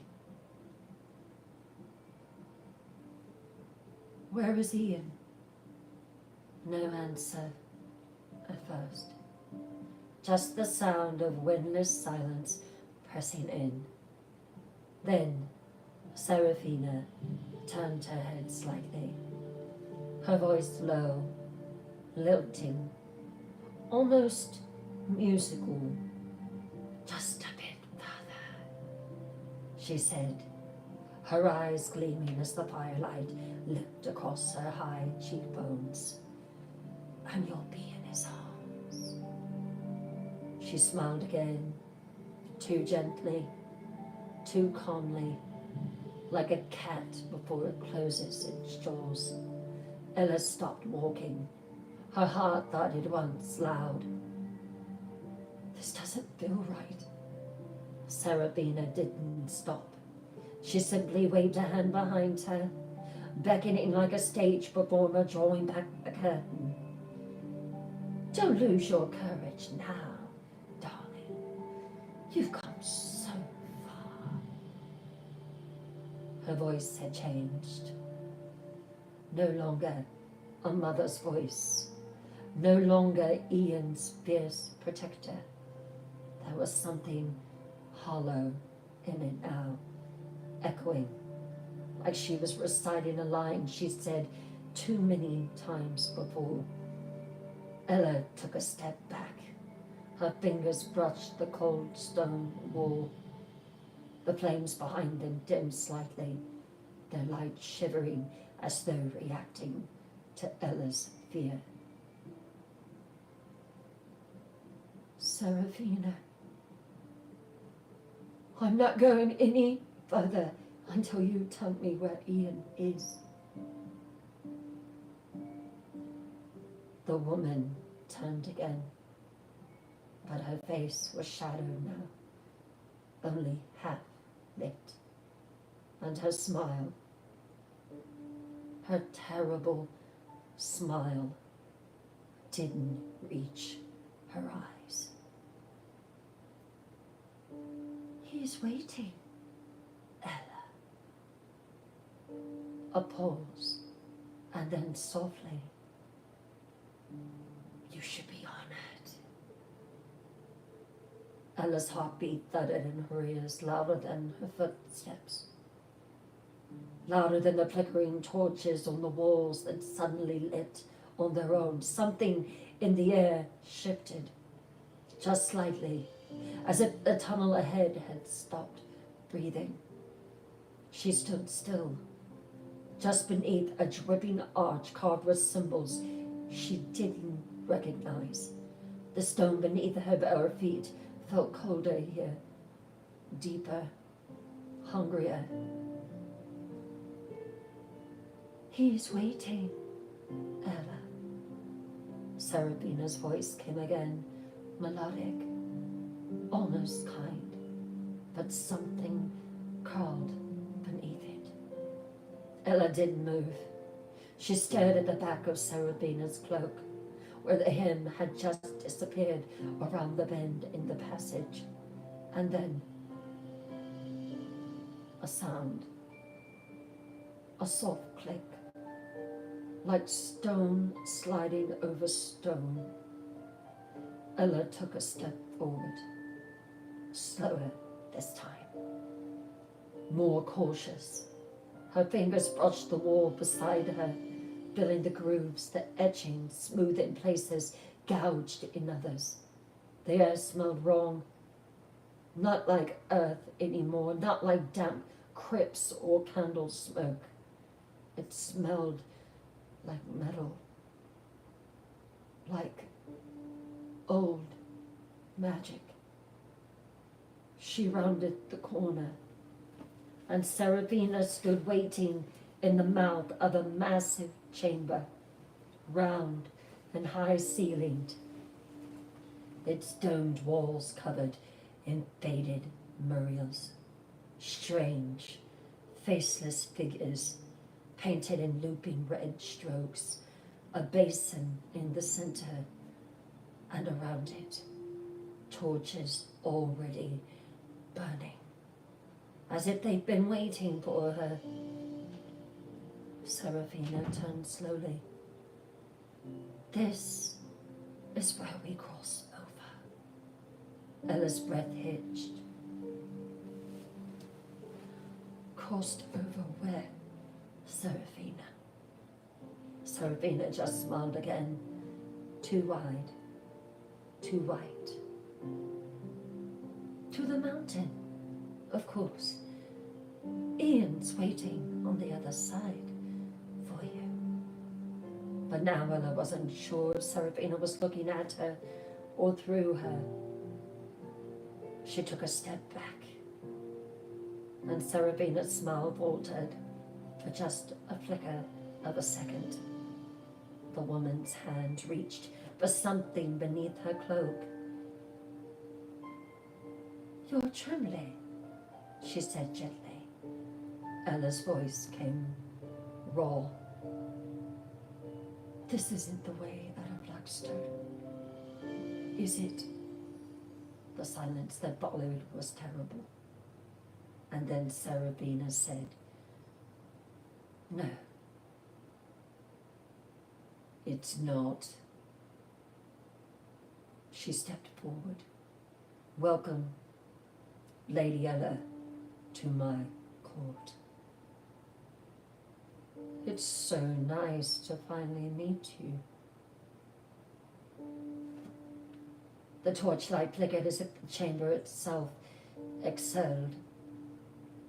Ella took one step back, her heels scraped against stone. "You're not Serafina." The words came out low, sharp, trembling, but steady enough to draw a pause. The woman in front of her tilted her head. That familiar face, that kind smile, those high cheekbones, the graceful brow, the velvet voice, still held their shape, but the eyes, they changed. The warmth bled away, and something ancient slithered forward in its place. Serafina's lips twitched. The skin at the corners of her mouth cracked first, then split wider as the smile grew into something inhuman. "So smart, little flame," the voice murmured. But now it wasn't hers, it was his. Deeper, hungrier, older than bone. Ella stepped back again, and the transformation started. Serafina's back arched unnaturally, her arms twisting as the sound of snapping joints echoed through the chamber. Her skin paled from porcelain to ash, her dark cloak falling away like old bark shedding from a cursed tree. Her hair turned to smoke, and from the heart of that collapsing illusion, he emerged, tall, impossibly tall. His presence flooded the chamber with pressure, as if the very walls began to bow toward him. His eyes glowed with the color of forgotten fire, violet bleeding into silver, so like Ian Aidan. Ringed in black, his skin stretched taut against angular features that could have been carved by gods or by madness. His cloak stitched from what looked like shadows and bone billowed around him without wind. He stood barefoot, but every step echoed like a bell tolling for the dead. Ella froze. Her breath wouldn't come. The last of Seraphina's illusion melted away like candle wax under flame. Where the woman once stood, there now remained a figure, taller, sharper, and wrapped in shadow and stillness so profound it seemed the crypt breathed him in. His cloak draped like smoke off his shoulders, not sewn, but born.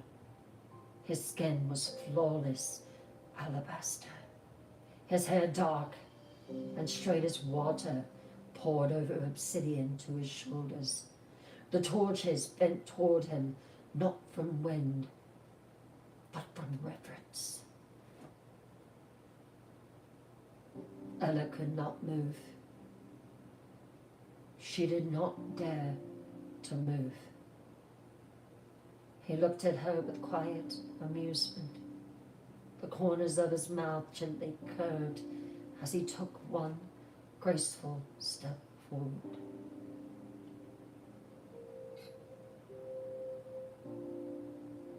Do you know who I am? He asked softly. His voice was velvet, wrapped steel. It did not echo. It didn't need to.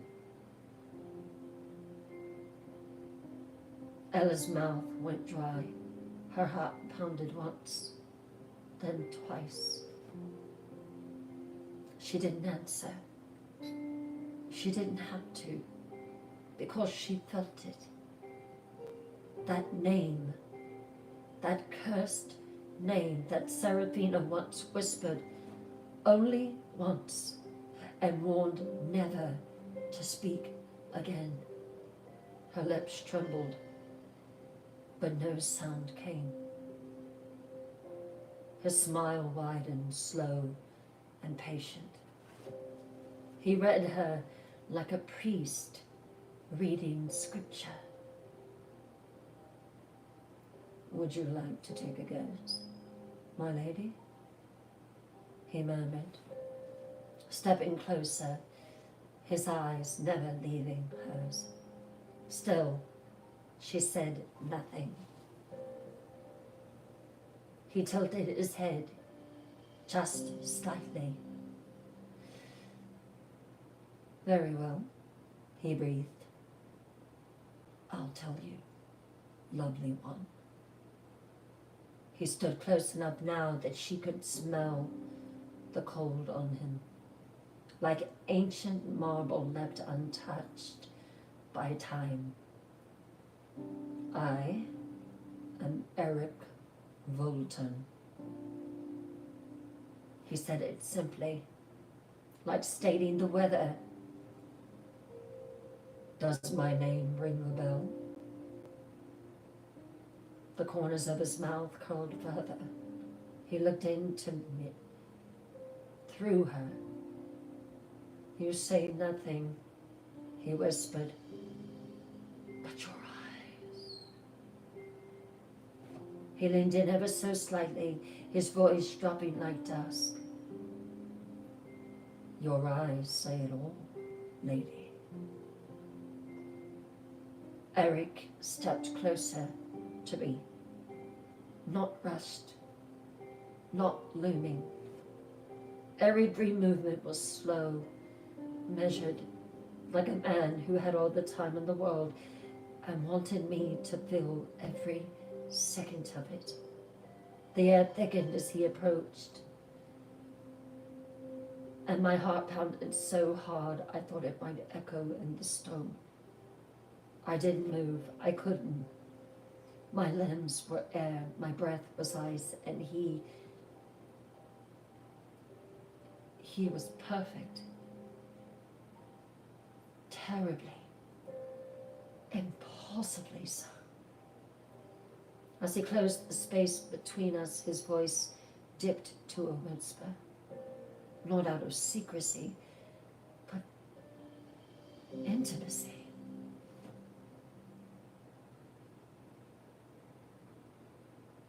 I am offended, he said again, softer now.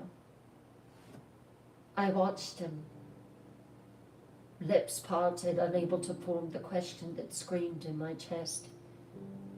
Eric lifted his head slightly and tilted it, his dark hair brushing the high collar of his cloak. He looked down at me like I was a beloved painting in a cathedral that had just been cracked down the middle. Do you know why I am offended? He asked. His voice was so soft it nearly disappeared between the stone walls. I could only shake my head, just barely. Eric smiled, not cruelly, but with disappointment. He leaned in, not enough to touch, but enough for me to feel his words against my skin. I'm offended because I was not invited. His gaze flicked toward the upper world above them, toward Blackstone and its gathering halls and crimson silks and torches. I wasn't invited to my son's wedding. He looked at me. They would crown you without me, wrap you in silk, parade you in front of the clans, let Aiden smear his claim across your throat. He stepped even closer now. And never once asked me. His voice felt even further into something like grief. I made him, you know. I made them both, Aiden and Ian, and still they forget me.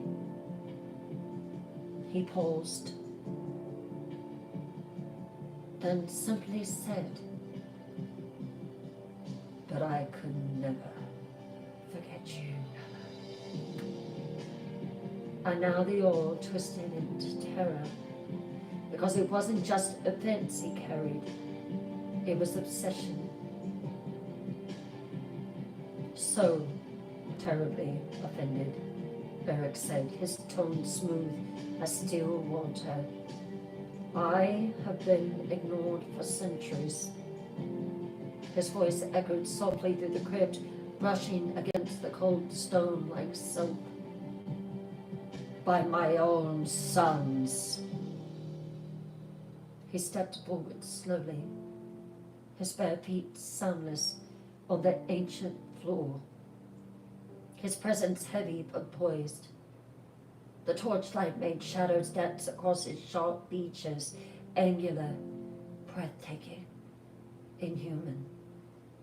I have watched you since you arrived at Blackstone, he continued. I stood frozen. Every instinct begged me to run, but my body, still aching, still healing, refused to move. You are beautiful. Yes. He began to circle me again, measured, graceful. But you're also powerful. He stopped behind me, and I could feel him there, close, too close. The air itself shifted. He reached up and lifted my braid, slowly, gently, as if it was something sacred. I could feel the cold air of the crypt hit my back. I winced. These, he whispered. His eyes traced the brutal lashes that marked my back, those cruel red ribbons carved into my skin by my would-be husband. I watched. I almost winced, he murmured, as Aiden delivered them to your moon-kissed skin. His hand hovered just above one lash. I shivered, a breath caught between fear and revulsion, and then he let a single fingertip trail across one. Light, slow, possessive. My knees trembled, but I locked them. But do you know what surprised me most about you tonight, Ella Snow? He asked, his voice low, close to my ear. A pause. The crypt seemed to hold its breath. You did not bend to Aiden. He moved closer. You did not break to Aiden. The whisper of his breath just grazed my skin. You did not surrender to Aiden. Another beat, and then in a voice like a lover's vow, I admire that, my lady.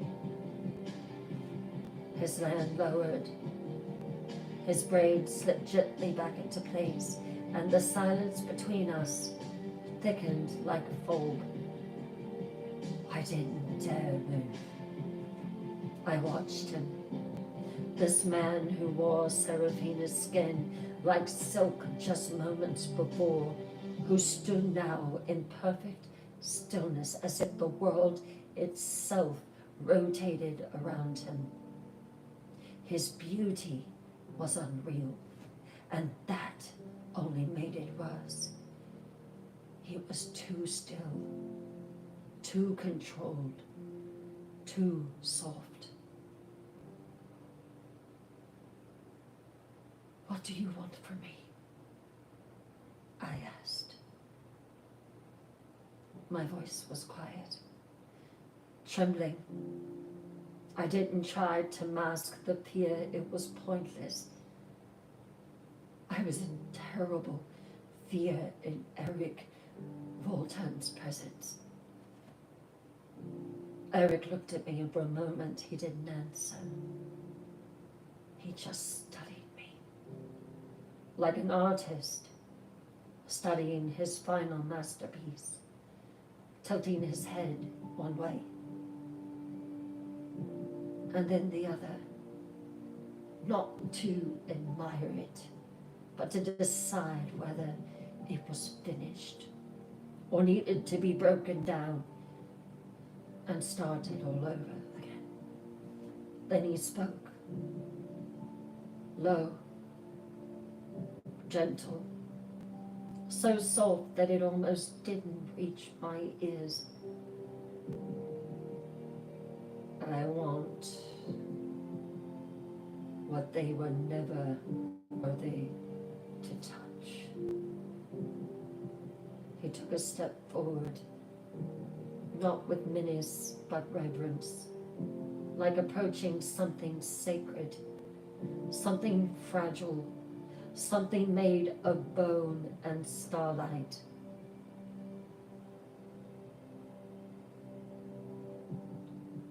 Not their bride, not their prize, not their possession. I only want one thing. He circled me, his movements quiet as snowfall. You. He said it like the word belonged to him, like he'd been holding it in his mouth for centuries, waiting to speak it into life. I didn't flinch, but my breath caught, and he heard it. My legs locked, my throat felt tight.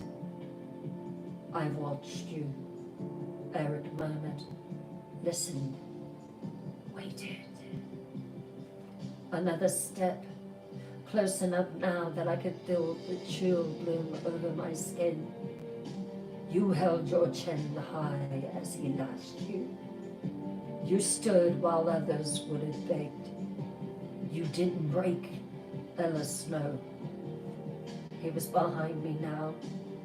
His voice brushed the shell on my ear. And I admire that. I shivered. He reached out, slowly, gently, and lifted my braid again, the weight of it resting against his palm. But what I want most, Ella Snow. Pause. My fingerprints ghosted along the top edge of one of the lashes that still marred my skin. His fingertips traced one. I want to see what you will become. He let the braid fall again. It slipped down my back like a curtain drawn. Then he moved in front of me again, and this time his expression was almost wistful.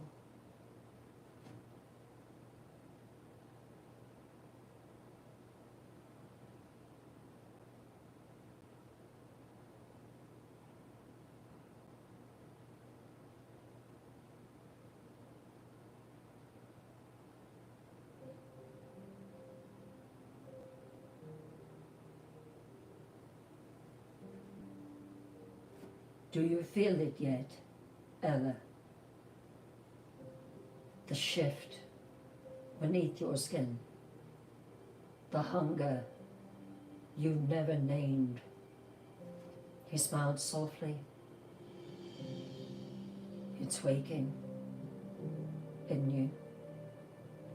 And when I said nothing, too afraid, too stunned, Eric leaned in just a breath closer and whispered, his eyes never leaving mine. His voice dipped even lower, like a secret passed through candlelight. I have had many brides, Ella. The words curled in the air like smoke from incense, sweet and low and terrible. He began to pace again, slow steps echoing softly in the stone chamber, not impatient, purposeful. Generals, priestess, oracles. He glanced at me over his shoulder, each of them beautiful, each of them powerful. He turned to face me fully, but none of them were you. My breath faltered. I could feel it in my chest now, a tremor that wasn't fear, not exactly, something older, something I didn't understand. None of them stood before me bleeding, Eric continued, and kept their head high in my presence. Most all bow. None of them refused to break. He stepped closer again. I didn't move. Not back, not forward. I listened. I have many brides, Ella. His voice was soft now, almost sorrowful. But no one worthy to be my queen. A pause. Then his eyes burned with something dangerous and endless. Not until now.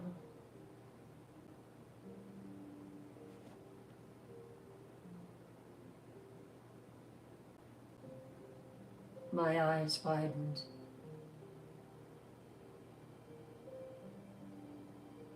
As the word struck me. My queen. No softness in them now, no question.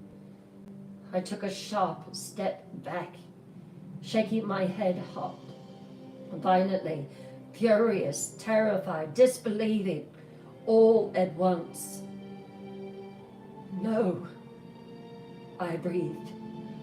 No, I will not. My voice broke as my hands clenched at my side. I am not yours. I will never be yours. I am property for no man. My braids swayed behind me as I backed away another step, chin raised, eyes blazing,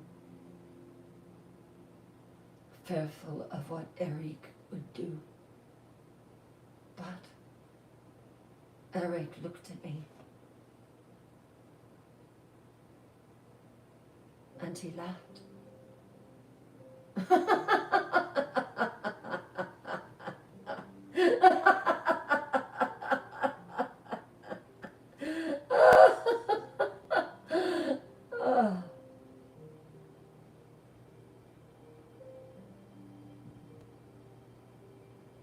That strange, unsettling laugh that came from somewhere ancient and dark and pleased.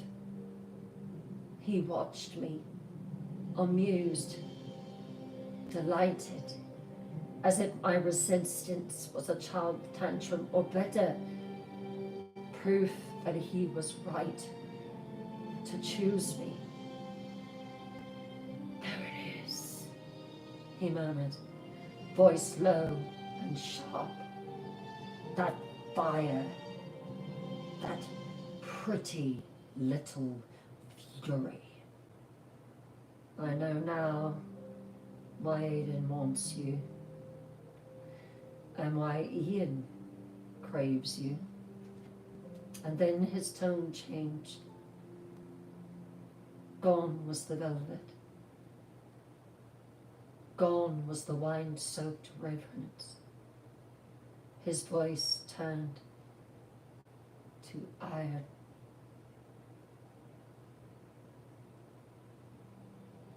I'm not asking you, dear lady. He took a single step forward, and the shadows in the chamber shrank away from him. I'm not asking you to be my queen.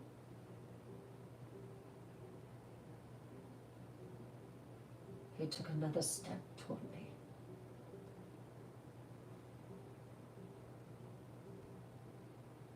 I am ordering you. His words hit like a thunderclap, no louder, but absolute. final, unmovable. You belong to no man, that's true. He leaned slightly forward, eyes gleaming. But you belong to me, not as Chatham, not as a bride, as a legacy. He smiled again, cold, now sovereign. And you will wear the crown I place upon your head, Ella Snow. His voice was a whisper now, low, hungry, undeniable. Whether you kneel for it, he stepped closer, his hand slid around my waist, or I force it on. Either way, you won't win with me. I am the beginning. I am the first. And you will surrender.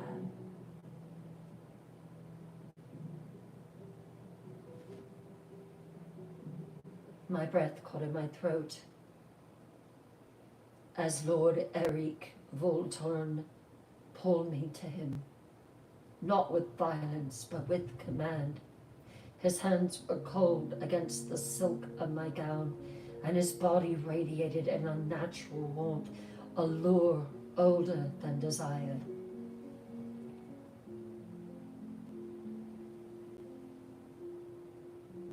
I pulled against his grip, hard, but I could not budge.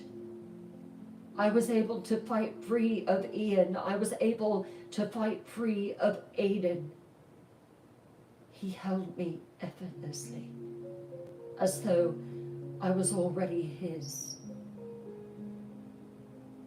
Let go of me, I hissed through my teeth, but he only smiled.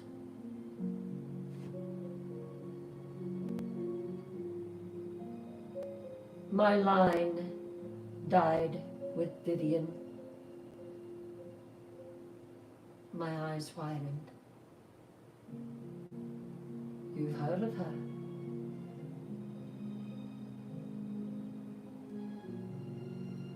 He murmured against my cheek, his breath ghosting over my skin like a kiss wrapped in shadow.